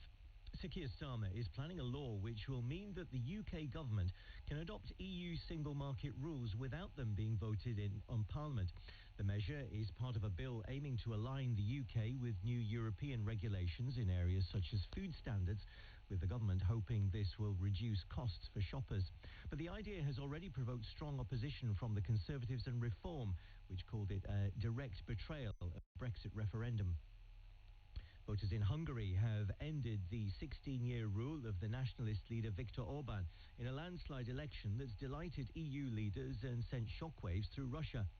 Peter Magyar and his pro-EU Tisza party are set to have a supermajority of seats in Parliament. Thousands of his supporters gathered in Budapest to celebrate. The way we were leaning toward, Russia, it was, unacceptable for many, many people, as you can see from the election results. It feels amazing to finally be able to be proud to be a Hungarian, that I'm not what Orban is. I think differently. I have different values. I belong to Europe. Oil prices have risen sharply after the collapse of talks between Washington and Tehran and the announcement of an American naval blockade of Iranian ports. The price of a barrel of crude is currently up by more than 7% at $102 a barrel. Iran has warned that military vessels approaching the Strait of Hormuz will be dealt with harshly. The findings of the first part of the public inquiry into the murder of 3 young girls in Southport will be issued this lunchtime. Axel Rudikabana is serving a minimum jail term of 52 years for the knife attack that took place in July 2024. Here's our North of England correspondent, Danny Savage.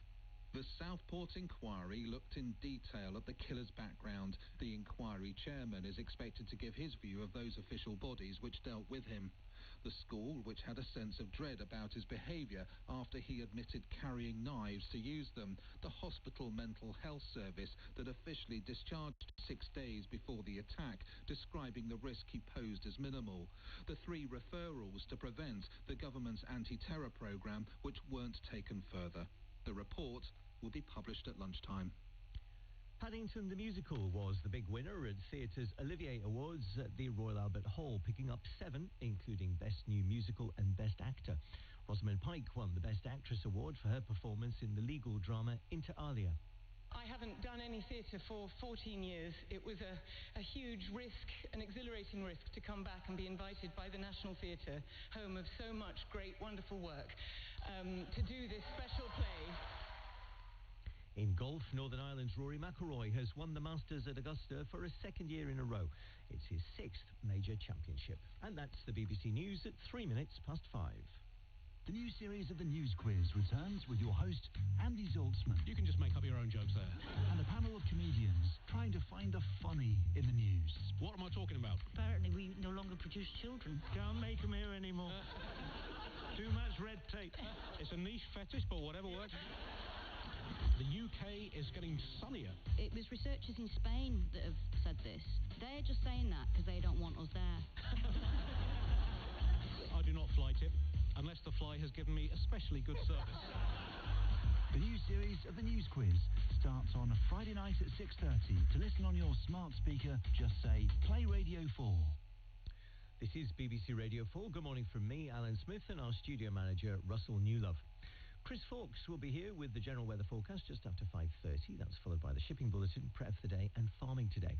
But first, it's time to join Matthew Bannister. On Last Word this week, the champion of the double bass, Bronwyn Nash. The record-breaking cave diver from Yorkshire, Jeff Yeadon.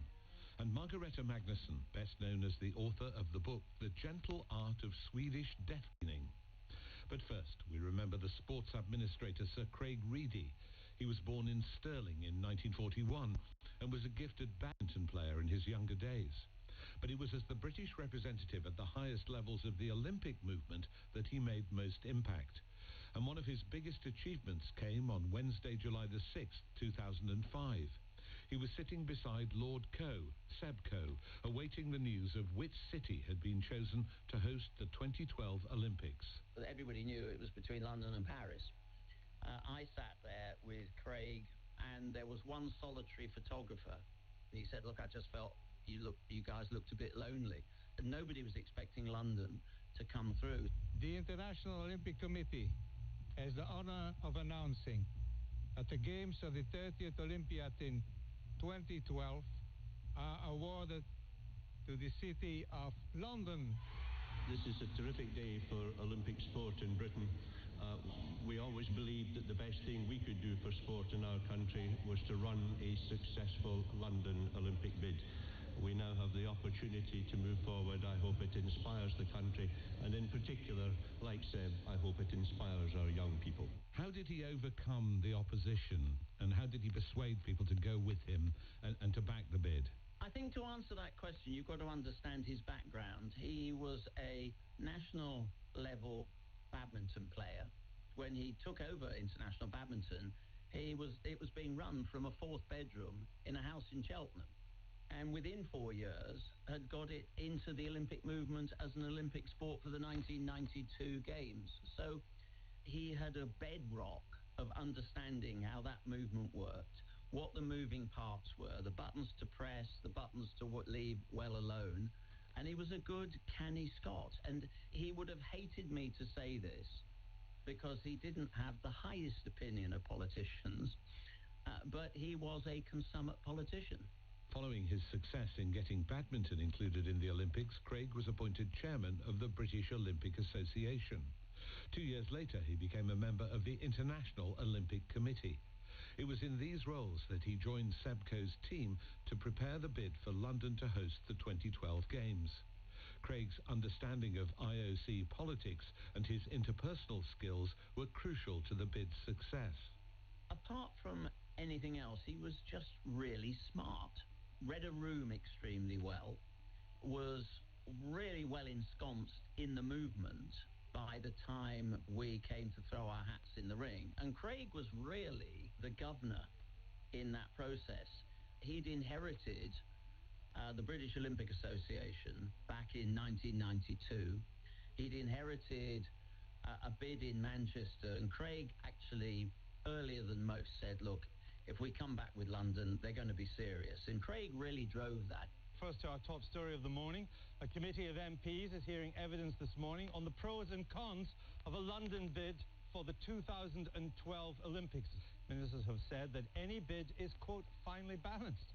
Is this the most half-hearted bid in Olympic history? Craig always thought if we brought the right people to the table, and he was able to do what he did extremely well, which was to lobby calmly and quietly and appropriately, that we stood a good chance. And we sort of followed his lead on that.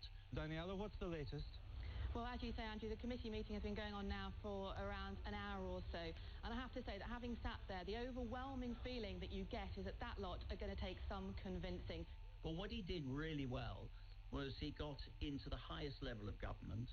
He made a very good close friend of Tessa Jowell, who, again, is somebody that we couldn't have done that without. She was Culture Secretary at the time, wasn't she? Yes, she was. Trafalgar Square erupted. Scenes of joy and jubilation. After all the hard work, it seemed almost unbelievable they really had won. And he worked his socks off until literally the moment before the vote. And we owe him a massive debt of gratitude. It wouldn't have happened without him. In 2014, Craig was elected as president of the World Anti-Doping Agency, WADA. His appointment came as one of the biggest scandals in Olympic history was being exposed. Russian athletes should be banned from competitions, including next year's Olympic Games, until the country becomes compliant with anti-doping rules. That's the startling conclusion of a damning independent investigation into claims of systematic cheating over drug tests by Russian athletes, coaches and administrators. What has really shocked, I think, most people and certainly surprised us is that the second investigation conducted by Richard McLaren indicates an alliance between the Ministry of Sport in the country and the Moscow laboratory to an extent that there is complete abuse of the system. He was very clear that what the WADA investigation had found, the independent inquiry run by Professor McLaren in Canada that unearthed industrial scale cheating, that he was very clear. His moral compass and his common decency determined that he just felt that there should not be a Russian team at the Olympic Games. There were subsequent moves to create authorized neutral athletes and no flags and the panoply, but his starting position was very, very clear. And that came at some cost. And I was in the Congress in Rio in 2016, the Olympic session that preceded the Games themselves, when he had to sit through what I thought was some pretty unacceptable criticism for the positions he took. But that common decency, that moral compass, not only guided his decision, but it guided him to the right side of history as well. I think he had to take some precautions for his own safety as well, didn't he? And feared that there might be attacks on him from Russian agents. I understand that was the case, yes. But he was absolutely adamant that the integrity of the sport should come first. Yes, I mean, Craig didn't suffer fools gladly, but he would be your loyalist supporter if he felt that you were there to serve sport for the right reasons. We have a problem and we need to fix it, and I'm rather encouraged by that. This will not be an easy process because in some ways we're trying to change the culture. Now that's just the technical bit. The biggest problem thereafter is to do it in such a way that the rest of the world believes it. We should talk about another sport he was very passionate about, which was golf, and I think he carried the Olympic torch past the course at St Andrews, didn't he? Yes, I'm only smiling because if ever there was any downtime, the only thing Craig actually really wanted to talk about was golf. Normally his handicap and his annual trip to play on courses in Southern California. But yes, he did actually make sure that the torch went past the Royal and Ancient up in St Andrews. He was able at that moment to combine his two passions. And his Who's Who entry said that his recreations were sport, sport, and more sport, which just seems to sum him up in a way. Yes, it does. It doesn't do him full credit, however, because underpinning his love of sport, he absolutely saw its social value and its educational component. I can't think of another British sports administrator that has made such an impact on the global scene. Lord Coe on Sir Craig Reedy, who's died aged 84. Now, it was great to get an email from Last Word listener Sian Best. She wanted us to tell the story of her mum, Bronwyn Nash. Bronwyn was a talented musician who devoted her life to promoting the joys of playing the double bass.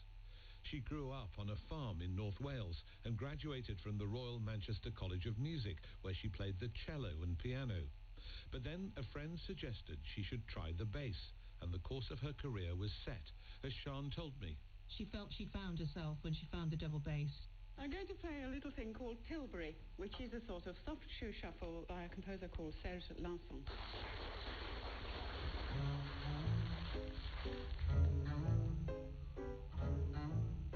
And then she came into contact with another double bass player called Gary Carr, who I think was very influential on her. She was completely enthused by his approach, which meant you didn't just have to be down in the bass supporting the orchestra. It's a very important role, but you could bring out all the 5 octaves of sound. You could play in a very sort of singing way, that it had its own voice, just like any other instrument in the orchestra.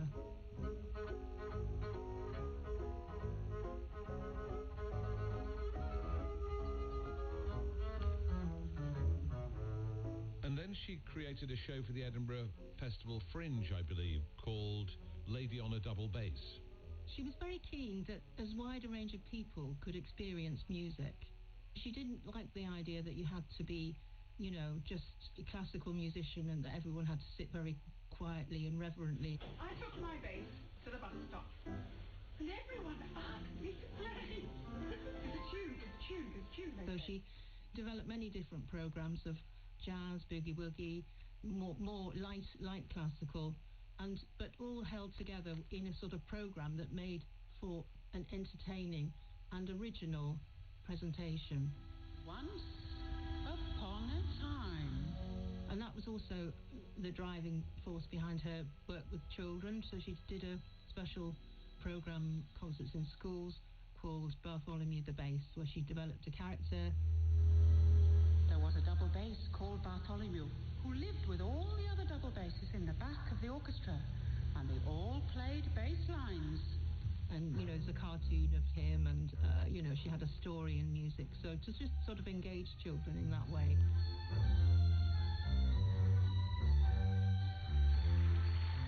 As a long-suffering regular viewer will readily get all, and the music's no exception. You heard from the cool and here, in complete contrast, accompanied by Helen Davis at the piano, at the double bass, Bronwyn Nash.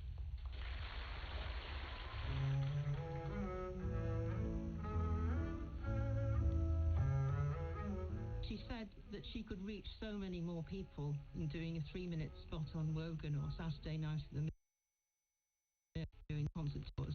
Yeah. Go on now, So how do you carry a bass? Well, you lift it up off the floor. Yeah, but thank you. Oh, it's not that. There was a sort of a prejudice against the look of a woman in the orchestra, because there was the idea that visually the orchestra had to look a certain way, and that meant being sort of a middle-aged man in a dark suit. If you did manage to get a place in an orchestra, then you would sometimes be told that you were too visually distracting. It was difficult to convince people that you were any good. And I got a lot of criticism that, people just book her because she looks good and she's good at talking. I mean, she was incredibly good looking. She was nearly 6 feet tall. She was blonde. I think a lot of the early press cuttings, did just focus exclusively on that side of it, really.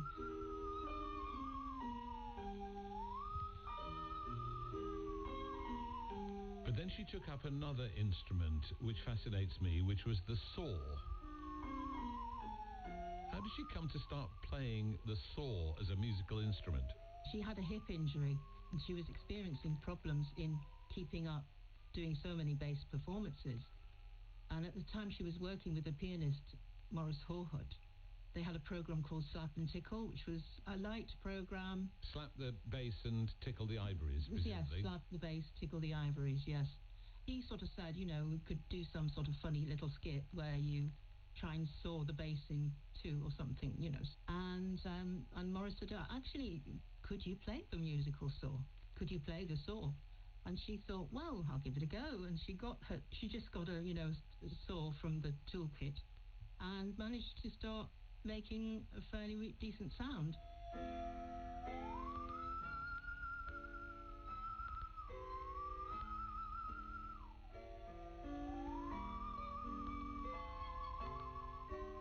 Tell me about her life in Wales, in the cottage. What was life like there where she lived? Well, she threw herself into everything with great enthusiasm, and the cottage itself couldn't contain all her interest in DIY, so she started doing things like building a cabin or, renovating. She always used to say that her interest in carpentry, joinery, DIY, it really was an extension of being a string player, because she said, what is playing a stringed instrument other than working with several bits of wood held together under tension by some strings and being able to make it resonate.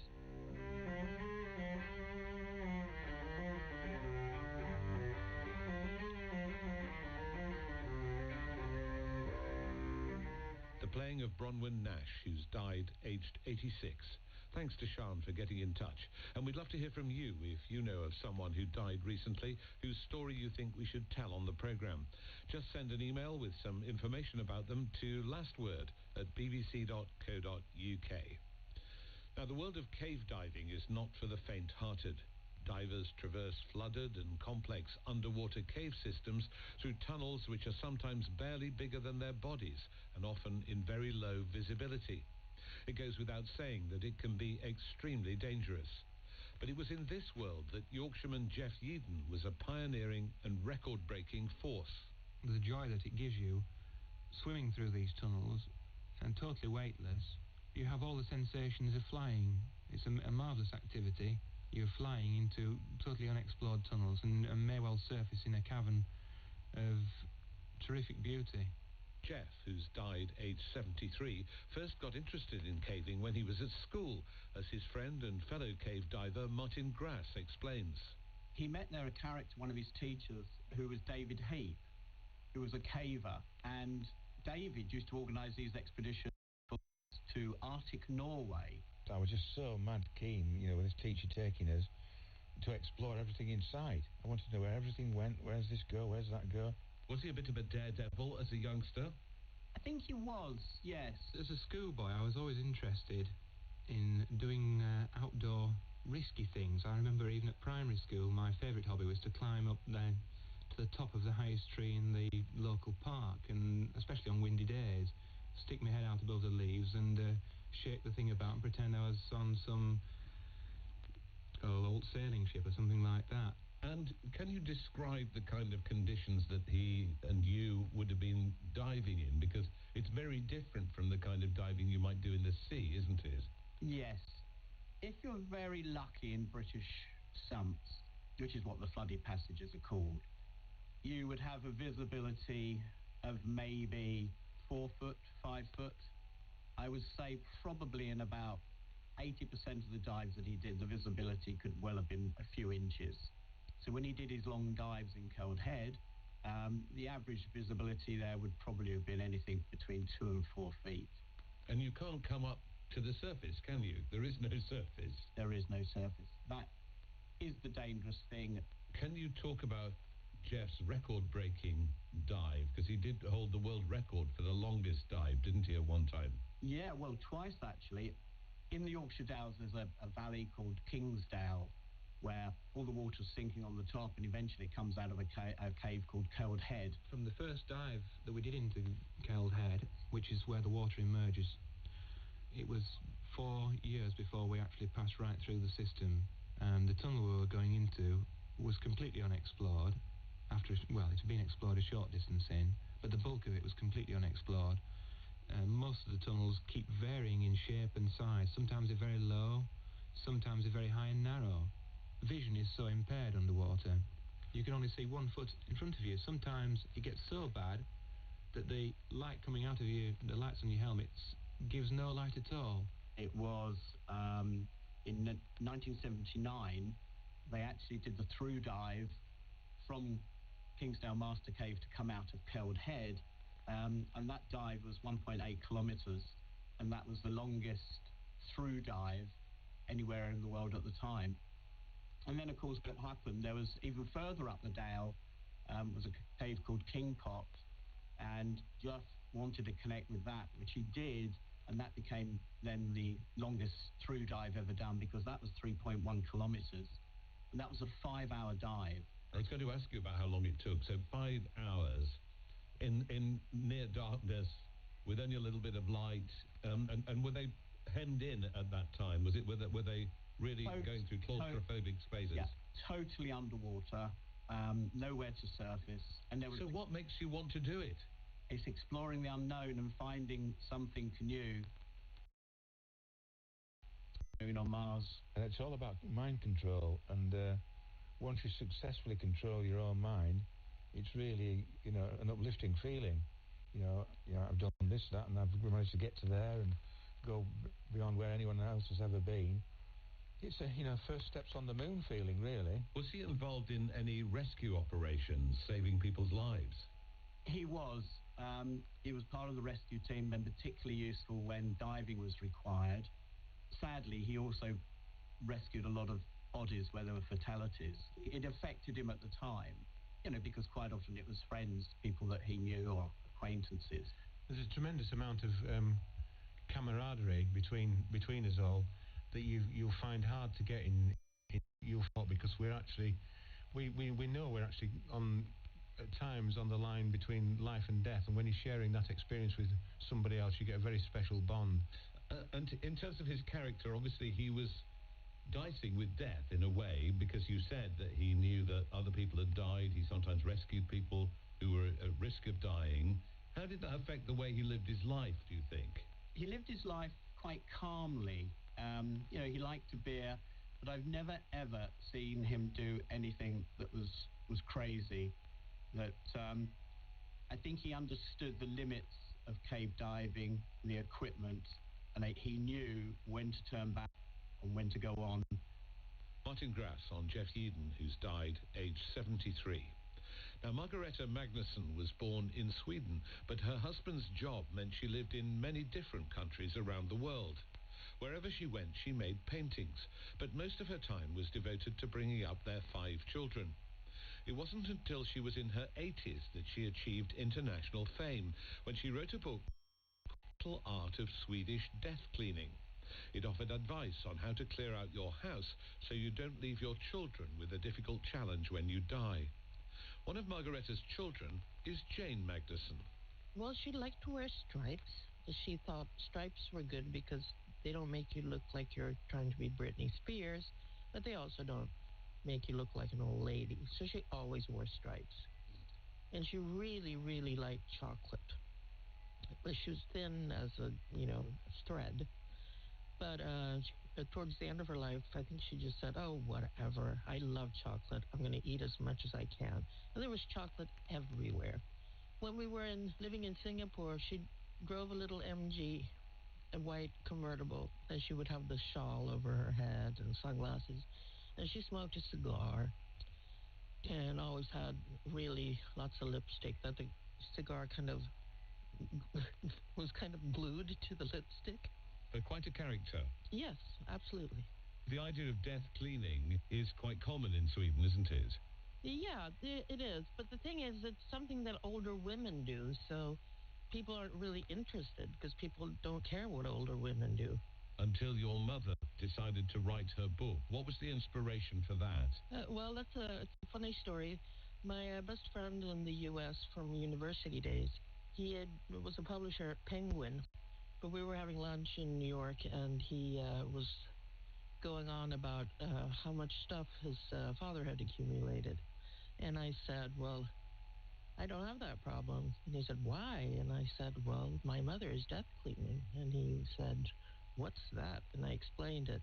And then he was silent for a bit. I remember him looking up at the ceiling and then saying, can she write? And I said, I don't know. And he said, well, ask her. And so I went back to Stockholm. I asked her if she could write a book about what she's doing. And she's like, yeah. And it took her 3 months, and it was done. Margaretta's death cleaning began after her husband died, and she faced the overwhelming task of downsizing from a substantial family home to a 2-bedroom apartment.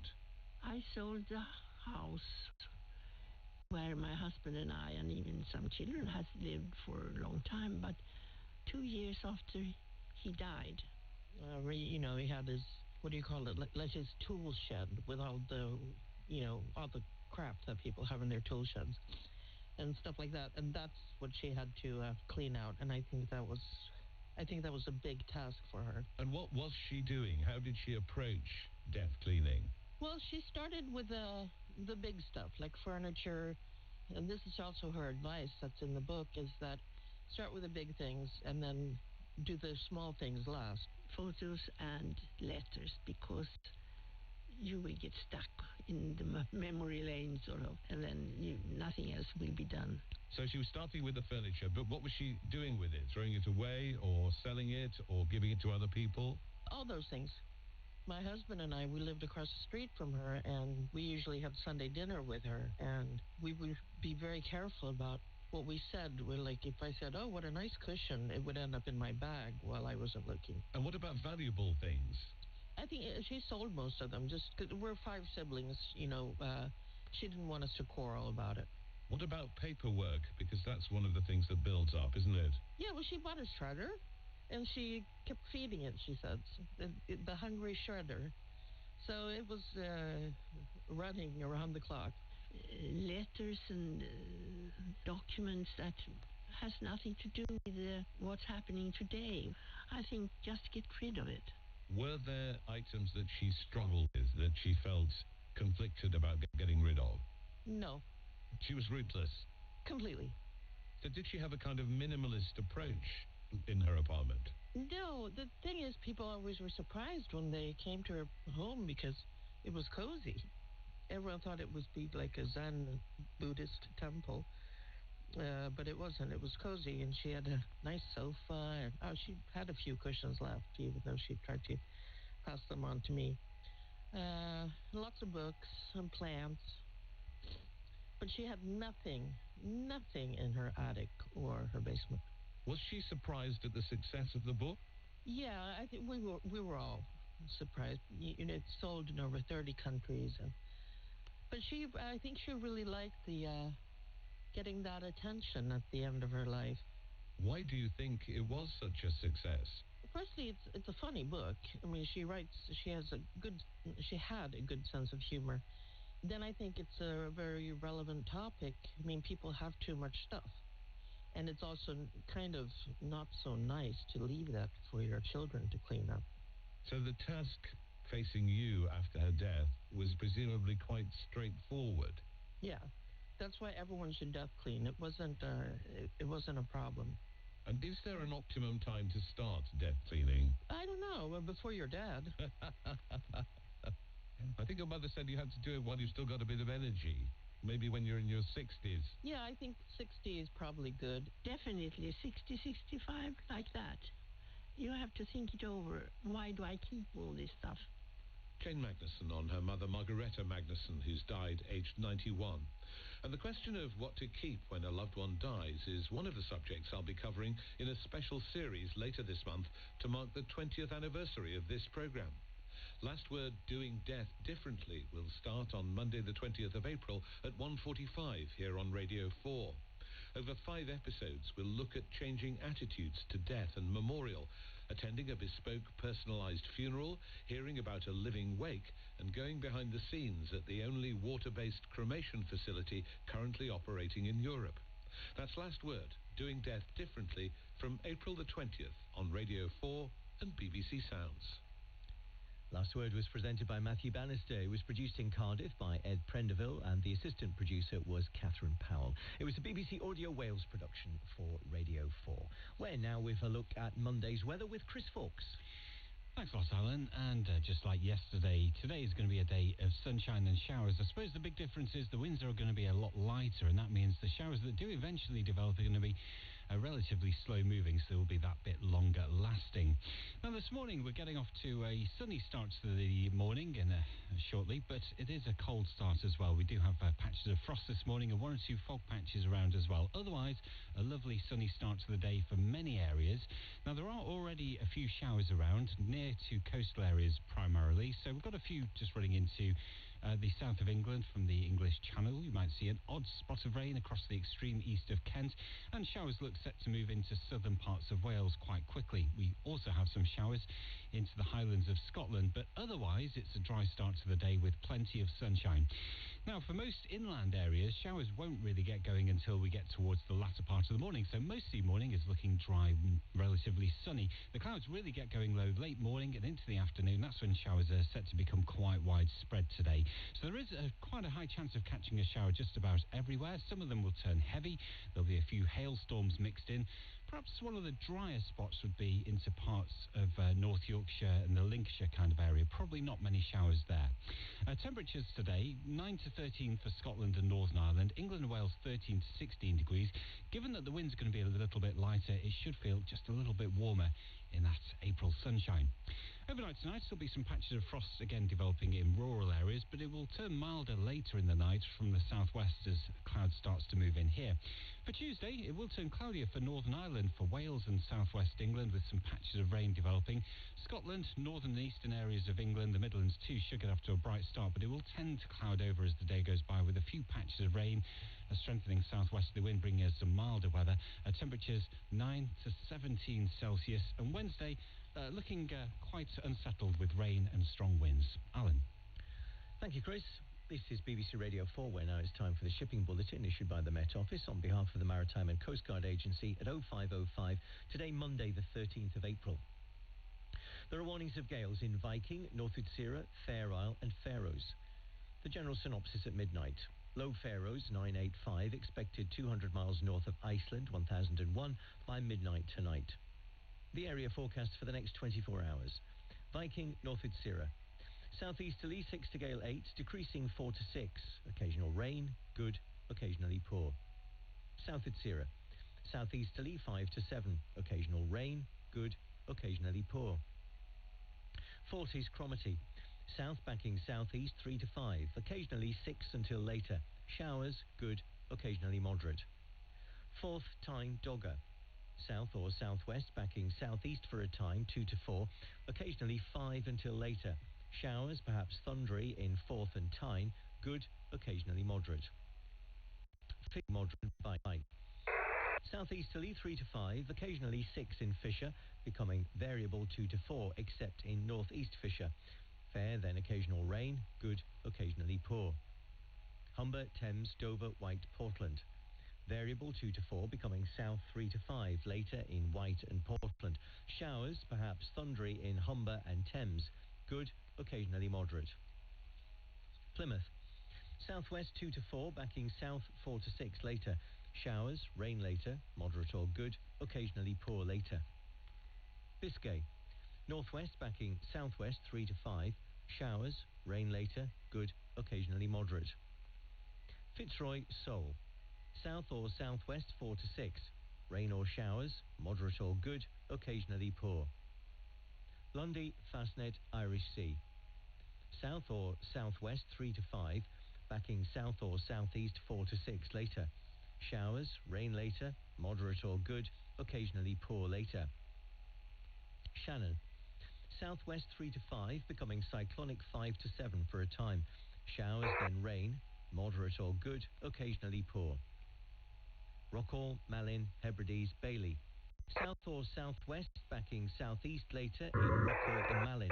4 to 6, decreasing 3 at times. Showers, good, occasionally poor. Fair Isle, East Faroes. Southwest 6 to gale 8, backing south or southeast 4 to 6. Showers, squally at first, good, occasionally poor. And West Faroes, Southeast Iceland. Cyclonic, becoming mainly southeasterly 3 to 5, increasing 6 at times. Showers, occasionally moderate. Now here are the weather reports from coastal stations for 0400. Tyree Automatic, southwest 3, recent rain 11 miles, 1005, rising. Stornoway, south-southwest 3, recent rain 16 miles, 1001, rising. Lerwick, south by west 6, mist 5 miles, 1002, rising. Lucas, south-southwest 3, 12 miles, 1008, rising. Bridlington, west-northwest 2, 1011, rising slowly. Sandetty Light Vessel Automatic, west by north 2, 5 miles, 1013. Greenwich Light Vessel Automatic, southwest 1, 5 miles, 1013. Jersey, southwest 2, 12 miles, 1013, falling slowly. Channel Light Vessel Automatic, southwest by south 2, 1012. Scilly Automatic, southwest by west 3, 9 miles, 1011, falling slowly. Valentia, southeast by east 1, slight rain, 9 miles, 1009, falling slowly. Ronaldsway, north by west 2, 13 miles, 1010, rising slowly. And Malin Head, south-southwest 4, 7 miles, 1007, rising slowly. Now here's the weather forecast for the inshore waters of Great Britain and Northern Ireland, valid for the following 24 hours. The general situation, strong winds affecting some Scottish coasts, mostly easing, with mainly light or moderate winds elsewhere, as well as a few showers. Southerly or southeasterly winds will then strengthen from Monday night into Tuesday as Atlantic fronts bring bands of rain northeastwards, mainly into western areas. From Cape Wrath to Rattray Head, including Orkney. Southwesterly 4 to 6, becoming cyclonic 3 to 5, occasionally 6 in the east, becoming southerly or southeasterly 3 or 4 later. Showers, fair later, good, occasionally moderate. From Rattray Head to Berwick-upon-Tweed. Southwesterly backing southerly or southeasterly 3 to 5, then becoming variable 2 to 4 in the south and later in the north, perhaps showery for a time, thundery, good, occasionally moderate. From Berwick-upon-Tweed to Whitby. South 2 or 3, backing southeast 3 to 5, becoming variable 3 or less later. Showers for a time, perhaps thundery, good, occasionally moderate. From Whitby to Gibraltar Point. Variable 3 or less, becoming southeast 3 or 4 for a time. Showers for a time, perhaps thundery, good, occasionally moderate. From Gibraltar Point to North Foreland. Variable 3 or less, increasing 4 at times. Showers, perhaps thundery, fair later, good, occasionally moderate. From North Foreland to Selsey-Bill. Variable 3 or less, becoming westerly or southwesterly 2 to 4. Showers at first, good. From Selsey-Bill to Lyme Regis.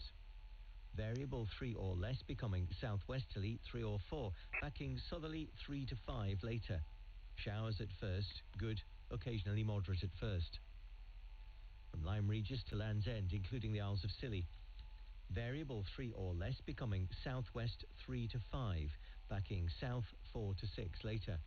Showers at first, rain later, moderate or good, occasionally poor in the far west. From Land's End to St David's Head, including the Bristol Channel. Variable 2 to 4, becoming south or southeast 4 to 6 later.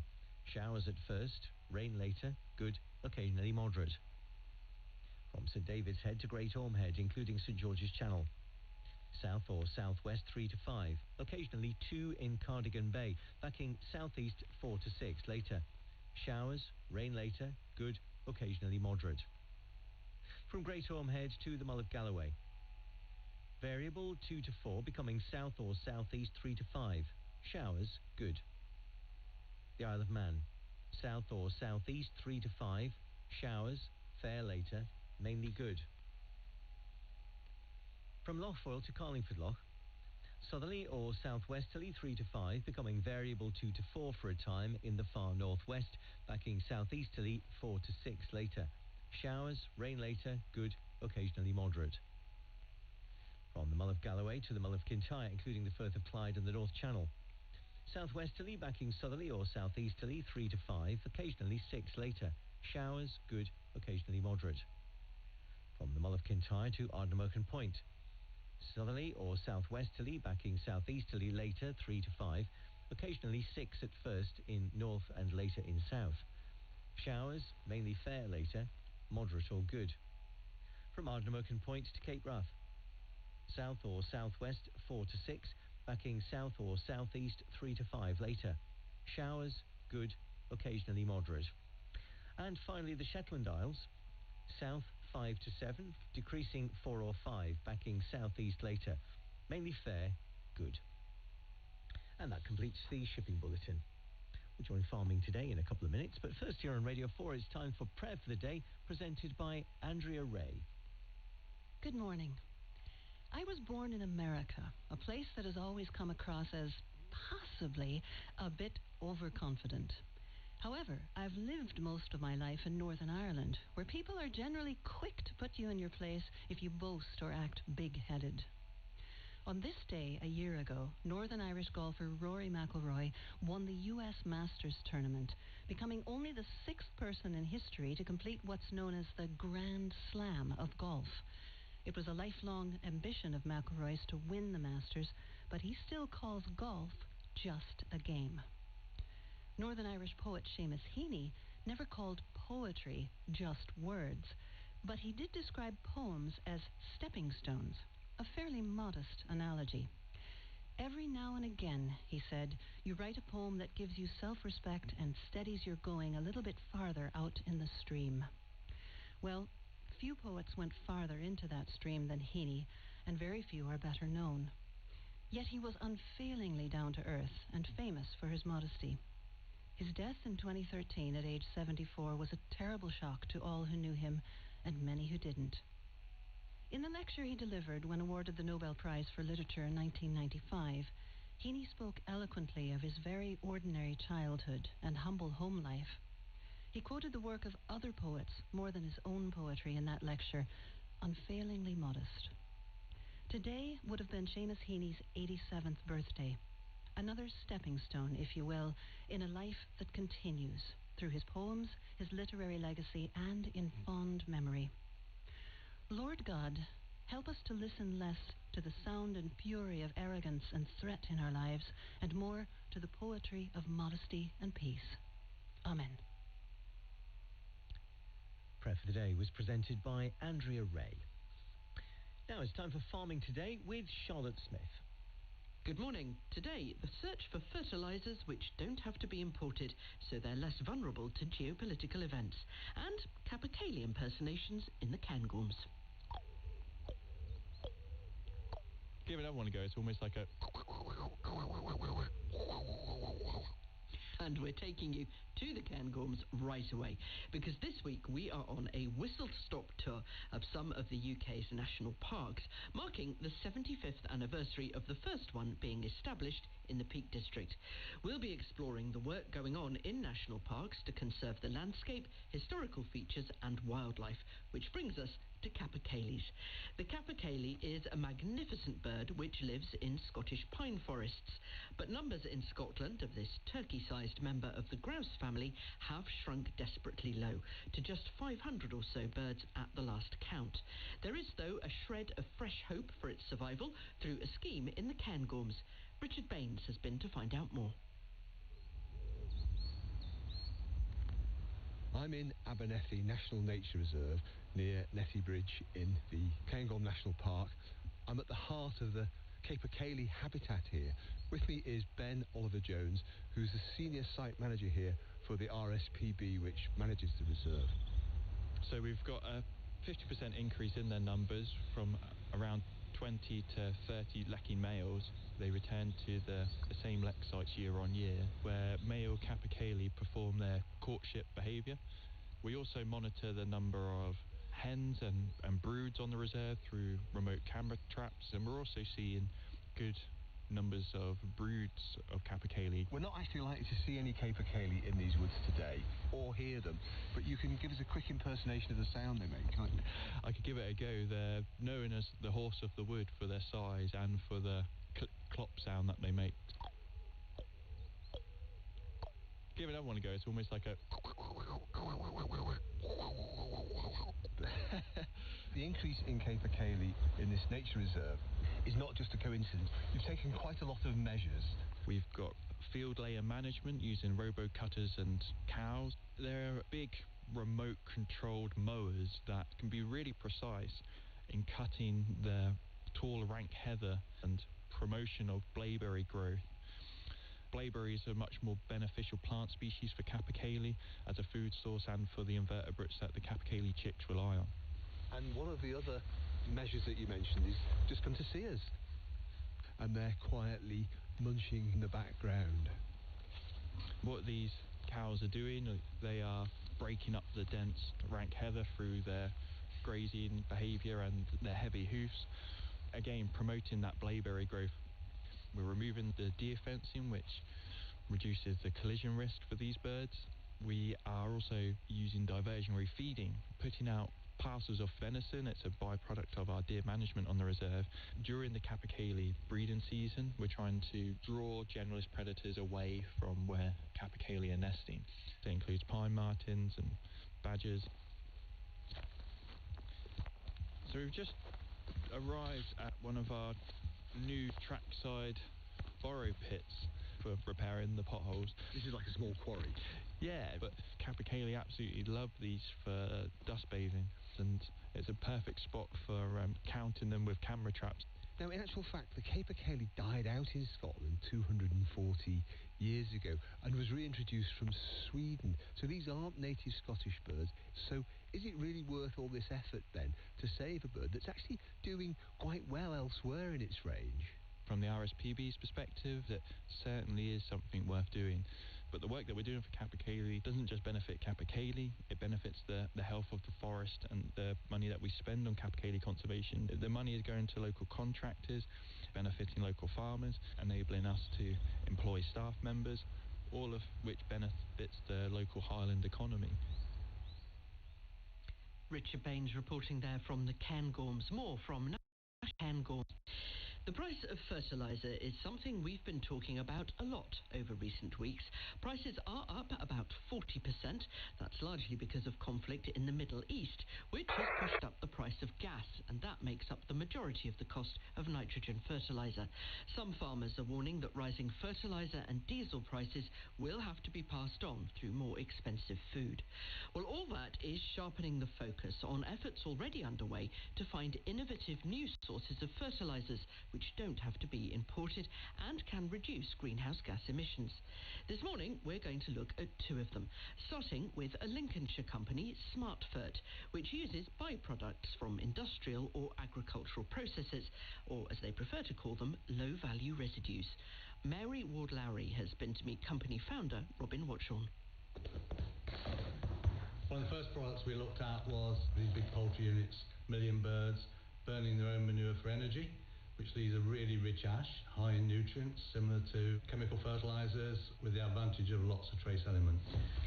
We've got a pot full of it here, and it just looks like a very sort of pale grey powder. It's very difficult to handle because it's very light, so we take that away from those sites, and then we make that into a granular fertiliser, 2 to 5 mil, that all farmers can apply, which is guaranteed to spread 36 metres. And does it have the same nutrients as imported chemical fertilisers, with the addition of lots of trace elements, especially sulphur and calcium. Carbon footprint, sustainability, it ticks all the boxes. How come we've not done this before? Is this a new thing? We've been working with materials material now, 6 years, and most of these plants were built probably just slightly prior to that, and the people who built them didn't know what to do with the ash because it's very difficult to handle. So it was just good timing on our part that we were able to take this and produce these fine products. And what's the take-up been like? Do people want to buy them? Yeah, we're a self-funding business, so we have to sell products to funders, and we've had good uptake from both the granular and the other materials that we supply. It's not dangerous to handle? Or... No. Okay, does it have a smell? No smell. Obviously, it's all environmentally approved. Stores well. How does this fit into the existing market at the moment? Well, the fertiliser market is still quite big. It's probably sort of 1.7 million tonnes, something like that, per annum, which is basically all imported. We need to grow our range, starting to produce a high nitrogen granular product that will come on the market probably in a year's time. So we're working in the water industry with AD plants, etc., to find additional products that we can use and granulate to increase this range. How do you test its effectiveness as a fertiliser? We initially analyse the materials, and then we have been doing farm trials, and we do a lot of trials here with the university to make sure that the boxes are ticked for these products. I mean, one of the problems with using biodigestates is that they do have a terrible smell, and people don't like it. Local people don't like it. But you seem to have avoided that. A lot of these materials don't have that problem. You start going into the water industry and AD plants, that's a different thing. And we have now a range of materials that takes the nose out of the smell that you're saying. So when you open the bag, there's no smell. Robin, what's on there? Well, from chicken poo to human waste, which a Bristol-based company is hoping to turn into a plant fertiliser good enough to grow a forest. NPK Recovery collects urine during festivals and events, recycling the nutrients into a fertiliser to help the grass grow back on the fields afterwards. Now, as part of a UK first trial, the team plans to use the fertiliser in a project growing thousands of native British trees. BBC Wales Environment correspondent Stefan Messenger has been finding out more. What we've got here is the solid version of our fertiliser product. So this right here is enriched with nutrients that we have recovered from human urine. Yes, you heard that right. We, from thousands of festival goers and marathon runners, has made its way to this tree nursery on the outskirts of Abergavenny. As Lucy Bell-Reeves from the company behind the project, Bristol-based NPK Recovery, explains. We get the urine from events, so that might be sporting events, it could be music festivals. We actually have a kind of mobile version of our processing system. So last year we took that to Boomtown Festival, we connected into toilets on site, and we processed while the event was underway. So what we do is we recover the nitrogen, phosphorus and potassium from urine, but urine also contains a lot of micronutrients, things like magnesium, which are really beneficial for tree growth. Biochar is also a sustainable material that's really helpful for tree growth. So what we've done is we've combined these kind of two sustainable sources for nutrition, and then we've created a solid fertiliser. So far, it's been used to help fields recover after outdoor festivals and to grow crops like wheat. But this will be the first time the fertiliser's been trialled on trees. The company's partnered with Welsh charity Stump Up for Trees, which aims to plant 1 million trees in and around the Banau Brycheiniog National Park. So it is a farmer-focused, community-up initiative to bring about ecological restoration in southeast Wales. And we plant shelter belts and we plant small native woodlands in field corners. Author and journalist Rob Penn is the charity's co-founder. What do you make of this idea of the human urine fertiliser? I mean, I think it's circular economy. It just makes complete sense as far as I'm concerned. So NPK Recovery came to us and said, would you be interested?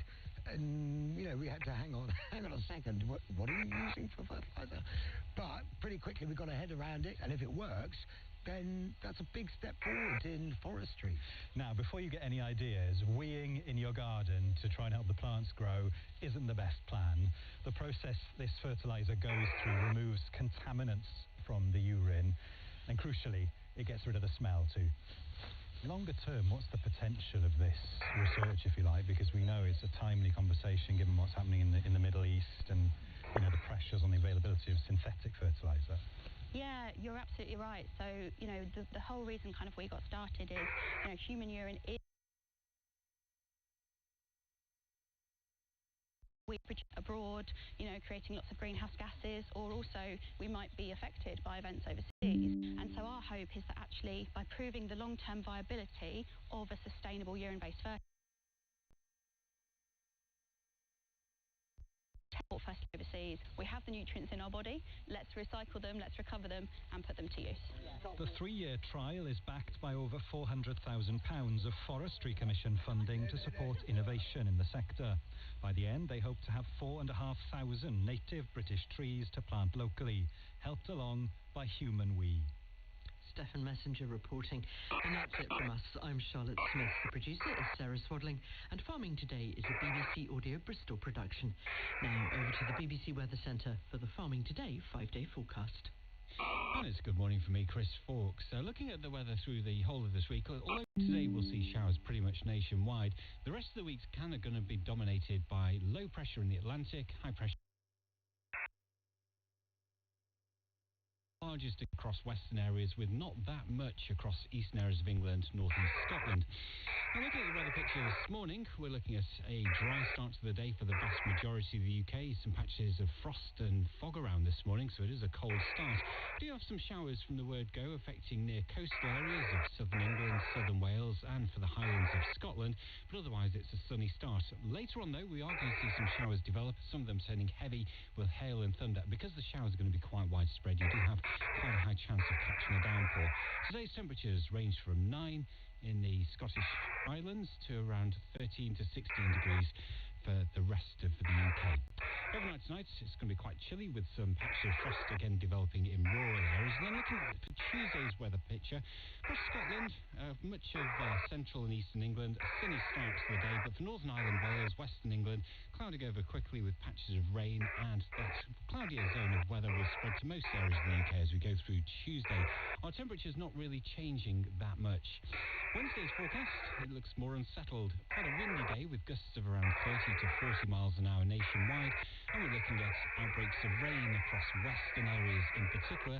Not that much, if any, rain reaching East Anglia and South East England, nor indeed across the northeast of Scotland. That's where the driest bits of weather are going to be.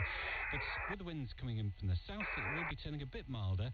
Temperatures ranging from 9 to 18 Celsius. Thursday, most of the rain will be across the northwest of the UK, dry and bright elsewhere, and turning a bit warmer for many of us, with temperatures 12 to 19 Celsius pretty widely. And for Friday, low pressure will bring rain across the north and west of the UK, but again, largely dry for East Anglia and the southeast. That's the latest weather.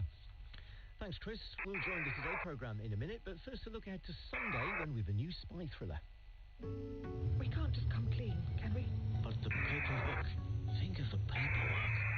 Brand new drama starring Toby Jones, based on Kate Atkinson's best-selling thriller. 7 words scrawled in terrible handwriting. You will pay for what you did. Wartime espionage with post-war repercussions. Do you think I should be worried? Well, depends what you did. You've betrayed us. You haven't betrayed us, have you? I'll kill you! I'll kill you! Transcription starts on Radio 4 and BBC Sounds on Sunday afternoon at 3. On FM, on BBC Sounds and on your smart speaker. This is BBC Radio 4.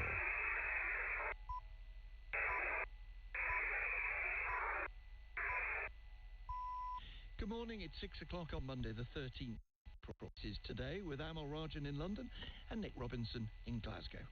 The headlines this morning: the government is seeking the power to adopt new EU single market rules without MPs having a vote to try to reduce trade barriers and costs for consumers. Opponents say the plan is a betrayal of Brexit. Hungary's pro-Russian Prime Minister Viktor Orban has been defeated in a landslide election which has been welcomed by many EU leaders. Also in today's programme, 6 party leaders faced off last night ahead of next month's Scottish Parliament election.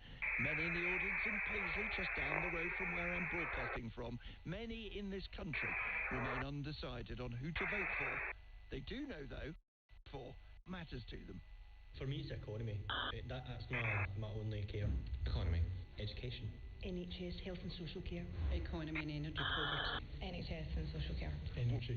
We'll be hearing more of that debate and more of those voters later in the programme. And Rory has done it. He's become only the 4th golfer to successfully defend the Masters, holding his nerve to fend off his rivals and wear that green jacket again. Carthy's been speaking to his psychologist, who tells us how he's helped change McIlroy's mentality. Both years he made mistakes, but I think he's developed this steel will where he just isn't going to let anything bother him, upset him. And a lot of it is just not giving meaning to anything that happens there. And the Olivier Award goes to Paddington. Yes, the musical about the famous marmalade-loving bear won big last night. Fresh from celebrations, its writer will join us live. That's all after the BBC News, read for us this morning by Alan Smith. Sir Keir Starmer is planning measures which will mean that the government can adopt EU single market rules without MPs voting on them in Parliament. This will form part of a bill aiming to align the UK with new European regulations in areas such as food standards. The government hopes this will reduce bureaucracy and costs for us. But the idea has already provoked strong opposition from the Conservatives and Reform, which called it a direct betrayal of the Brexit referendum. Our political correspondent Joe Pike reports. The UK and the EU are currently negotiating various deals, including one concerning food safety and standards for animal and plant health. The parliamentary legislation to accompany some of them is expected later this year and will include powers allowing so-called dynamic alignment with Europe in areas where deals have already been signed.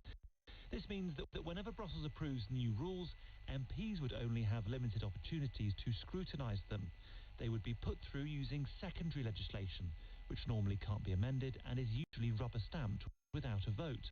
The UK government has said these deals will lower costs for businesses and get rid of what it calls the Brexit paperwork tax, that it argues adds to the cost of the weekly shop.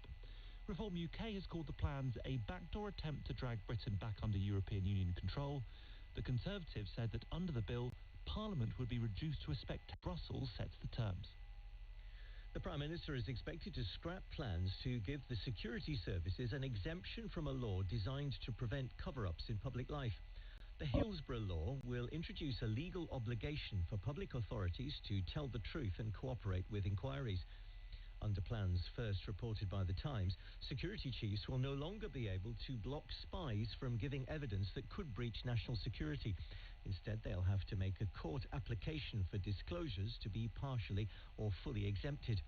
Ministers had faced growing pressure over the issue from Labour backbenchers. Voters in Hungary have ended the 16-year rule of the nationalist leader Viktor Orban in a landslide election which has delighted EU leaders and Ukraine's President Zelensky, as well as sending shockwaves through Moscow. Mr. Orban, who had the strong public support of Donald Trump's White House, was roundly beaten by his rival centre-right candidate Peter Magyar. Our Europe editor Katja Adler watched last night's momentous developments unfold in the Hungarian capital, Budapest.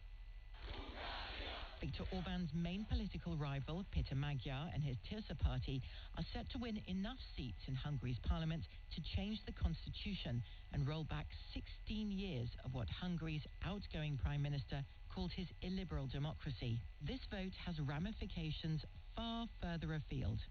Ukraine's gain is Russia's loss. Viktor Orban cozied up to Moscow, blocking EU loans desperately needed by Kyiv. Peter Magyar promises that will change. Donald Trump, a big Orban admirer as a champion of the Christian national right, loses his closest ally in Europe. While most EU leaders are privately delighted the man they dubbed the obstructor has been booted from government. Oil prices have risen sharply after the collapse of talks between Washington and Tehran and the announcement of an American naval blockade of Iranian ports. The price of a barrel of Brent crude is currently up by more than 7% at $102. The US says the blockade will apply only to ships heading to and from Iranian ports and that it won't stop boats from other ports from using the Strait of Hormuz. Iran has warned that military vessels approaching the straits will be dealt with harshly. Leaders of Scotland's 6 biggest political parties have taken part in a televised debate in Paisley ahead of the Holyrood election. Voters go to the polls to choose a devolved Scottish government on Thursday, the 7th of May. Our Scotland editor, James Cook, reports. The 6 men in suits who set out their stalls in Paisley Town Hall did so in a country which polls suggest is ill at ease. That came through in questions from the audience about the cost of living, levels of immigration and the health service. Scottish parliamentary election debates used to be dominated by discussion about schools and hospitals. But over the years, Holyrood has obtained and increasingly has used new powers over income tax and some welfare spending, and these too featured prominently in last night's discussions, as did familiar arguments for and against Scottish independence. The findings of the first part of the public inquiry into the murders of 3 young girls in Southport will be published at lunchtime. In July 2024, Axel Rudikabane carried out a knife attack at a children's dance class, killing Baby King, Elsie Dot Stancombe and Alice De Silva Aguirre. He's serving a minimum of 52 years in jail. The inquiry has been examining the actions of his school and mental health services, as well as the 3 referrals to the government's anti-terror programme Prevent, which were not taken further. In golf, Northern Ireland's Rory McIlroy has won the Masters at Augusta for a second year in a row. He's only the 4th golfer to do so, alongside Jack Nicklaus, Sir Nick Faldo and Tiger Woods. It's his 6th major championship. Speaking after being presented with the winner's green jacket, he said he was delighted with his achievement. Can't believe I waited 17 years to get one green jacket, and I get 2 in a row. It's just sort of the way. I think all of my perseverance at this golf tournament over the years has really started to pay off. It was a tough weekend. I did the bulk of my work on Thursday and Friday, but just so happy to hang in there and get the job done. That was Rory McIlroy at the Masters in Augusta. Alan, thank you so much. Kathy's got a great interview actually on Rory McIlroy coming up later in the programme. Do stay tuned for that. It's just coming up to 8 minutes past 6. Time to say good morning to Chris Fawkes, who's got the weather. Hi, Chris. Hi, good morning, Amol. And like yesterday, today is going to be a day of sunshine and showers. The wind's a bit lighter, so it will eventually feel a bit warmer in the sunshine, but those lighter winds mean that today's showers, when they get going, will be moving a bit more slowly and therefore will last a little bit longer. Still, there'll be lots of dry weather around today in between those showers. Now, this morning, we're getting off to a cold start to the day. We've got some patches of frost around, 1 or 2 fog areas as well. Otherwise, plenty of early morning sunshine for the bulk of the UK. Now, we do have some showers already running into the south coast of both England and Wales, and also we've got some showers for the Highlands and into the Hebrides as well. Quite windy for Fair Isle and Shetland, gusts of wind around 30 to 40 miles an hour here. Now, as we get towards the latter part of the morning, say around 10 or 11 o'clock this morning, we'll start to see the clouds really developing in the skies, and late morning into the afternoon, showers start to break out. They'll become really widespread later on today, with some of them turning heavy with hail and thunder, a bit more slow moving compared with yesterday. I wouldn't like to say anywhere would be immune from catching a shower, but the driest weather is likely to be across parts of the North Yorkshire area down to Lincolnshire. That's probably where we'll see fewest showers. Otherwise, yeah, a passing shower today, but still long stretches of today will be dry. Temperatures 9 to 13 for Scotland and Northern Ireland, England and Wales 13 to 16. Cool air, but feeling warm in that April sunshine. Overnight tonight, we'll see some patches of frost reform, and then tomorrow it turns cloudier from the west with some patches of rain moving in. The best of any sunshine will be across northern and eastern areas after that chilly start to the day. Things will start to turn a little bit milder later in the week, particularly for eastern areas. That's how the weather's looking. Chris, thank you very much indeed. It's now 9 minutes past 6. Let's take our first look at the morning papers. The Prime Minister's plans to allow Britain to be able to sign up to EU single market rules without a parliamentary vote by MPs is on 4 of the front pages. The Mail says Labour is being accused of another Brexit betrayal. The Sun calls it a plot to weaken Brexit. The Guardian has spoken to Professor Anand Menon, the director of the think tank UK in a Changing Europe. He tells the paper that there's a danger of integration with the EU by stealth, but he adds that he recognises the challenge facing the government if every new regulation has to be debated by MPs, describing this as the ugly trade-off of Brexit. The I-Paper says President Trump's threat to blockade shipping in the Strait of Hormuz because of the collapse of peace talks between the US and Iran will be bad news for Britain's economy. It reports that uncertainty over oil prices is causing economists to issue fresh warnings that inflation will rise. And the Telegraph says that it's middle-class households which will bear the brunt of price rises triggered by the war. That's according to the think tank, the Resolution Foundation. It estimates that higher fuel prices and energy bills will cost middle-income families around £480 this year. The Express reports that hospital admissions from spider bites in England have doubled over a 10-year period, from 47 in 2015 to 100 in 2025, according to figures from the NHS. The paper says experts are blaming the rise on the number of noble false widow spiders. Did you know those existed? I certainly didn't, but apparently they carry a deadly bacteria. The Mail quotes an ecologist from Oxford University, Clive Hamler, who says the days when you could treat spiders as benign in Britain are now over.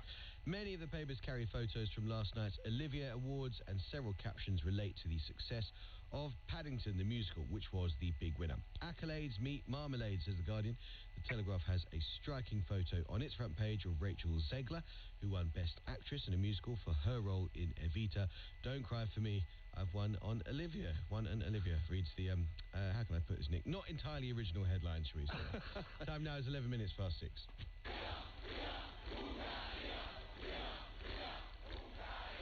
They were partying long into the night on the streets of Budapest after the defeat of Hungary's strongman Viktor Orban. An image of those crowds features on many front pages as well. Joining us from there, our correspondent, the Central European correspondent of the BBC, Nick Thorpe. Morning to you, Nick.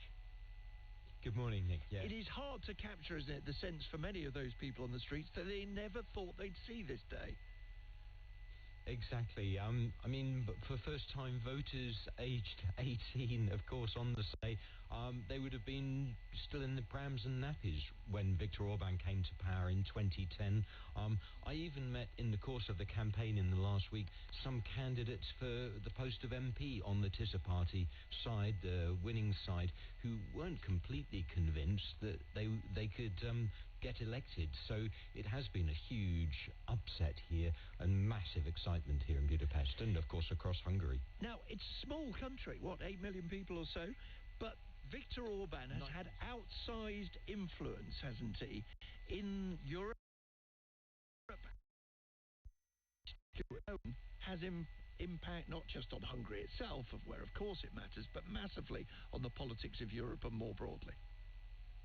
Absolutely. He's been the poster boy, the inspiration to the Republicans, the Trump Republicans, MAGA Republicans in the United States and across Europe, in particular to Marine Le Pen in France, to Alice and the National Rally, Alice Weidel in Germany and the Italy, to Geert Wilders in the Netherlands, and to Vox in Spain, to Cherga in Portugal. So right-wing movements, nationalist parties across Europe, some of them already in power in the Czech Republic, in Slovakia, one could say in Italy as well, but others hovering on the brink of power, and he was really inspiring them by continuing to sort of move further and further to the right, because after all, he started in the centre. He was sort of inspiring them to do the same, and I think his defeat could have a big effect on them as well. I think some of the more right-wing parties in Europe might feel that they should head back a bit more towards the centre, because his model doesn't seem now, this morning, on Monday morning, quite as successful as it did until yesterday. And a quick last one. Do we know that his successor will really be that different, Nick? Because we were taken by surprise with the change in Viktor Orban, a man who started as a kind of liberal opponent of the communists in the Soviet Union. Absolutely. Peter Magyar, his opponent, also came from under that umbrella. He was a great admirer. When I spoke to him earlier this year, he said that he joined Fidesz, Viktor Orban's party, when he was a law student. I think he has seen what's happened to Viktor Orban. I asked him if he was going to, would he be tempted to follow in the same way? He certainly denied it back in January when I last spoke to him, sitting down. But we'll just have to wait and see. But, he is saying he wants a very different tone and style. I think only a sort of right-wing Hungarian could defeat Viktor Orban. He was so good at turning attacks from the liberal side to his own advantage. But now he's met his match and, in fact, been toppled by someone effectively from a more moderate centre-right position. Nick Thorpe in Budapest, thank you. It's 6:15 from September next year. School dinners are changing in this country. Much less sugar, indeed no sugary drinks.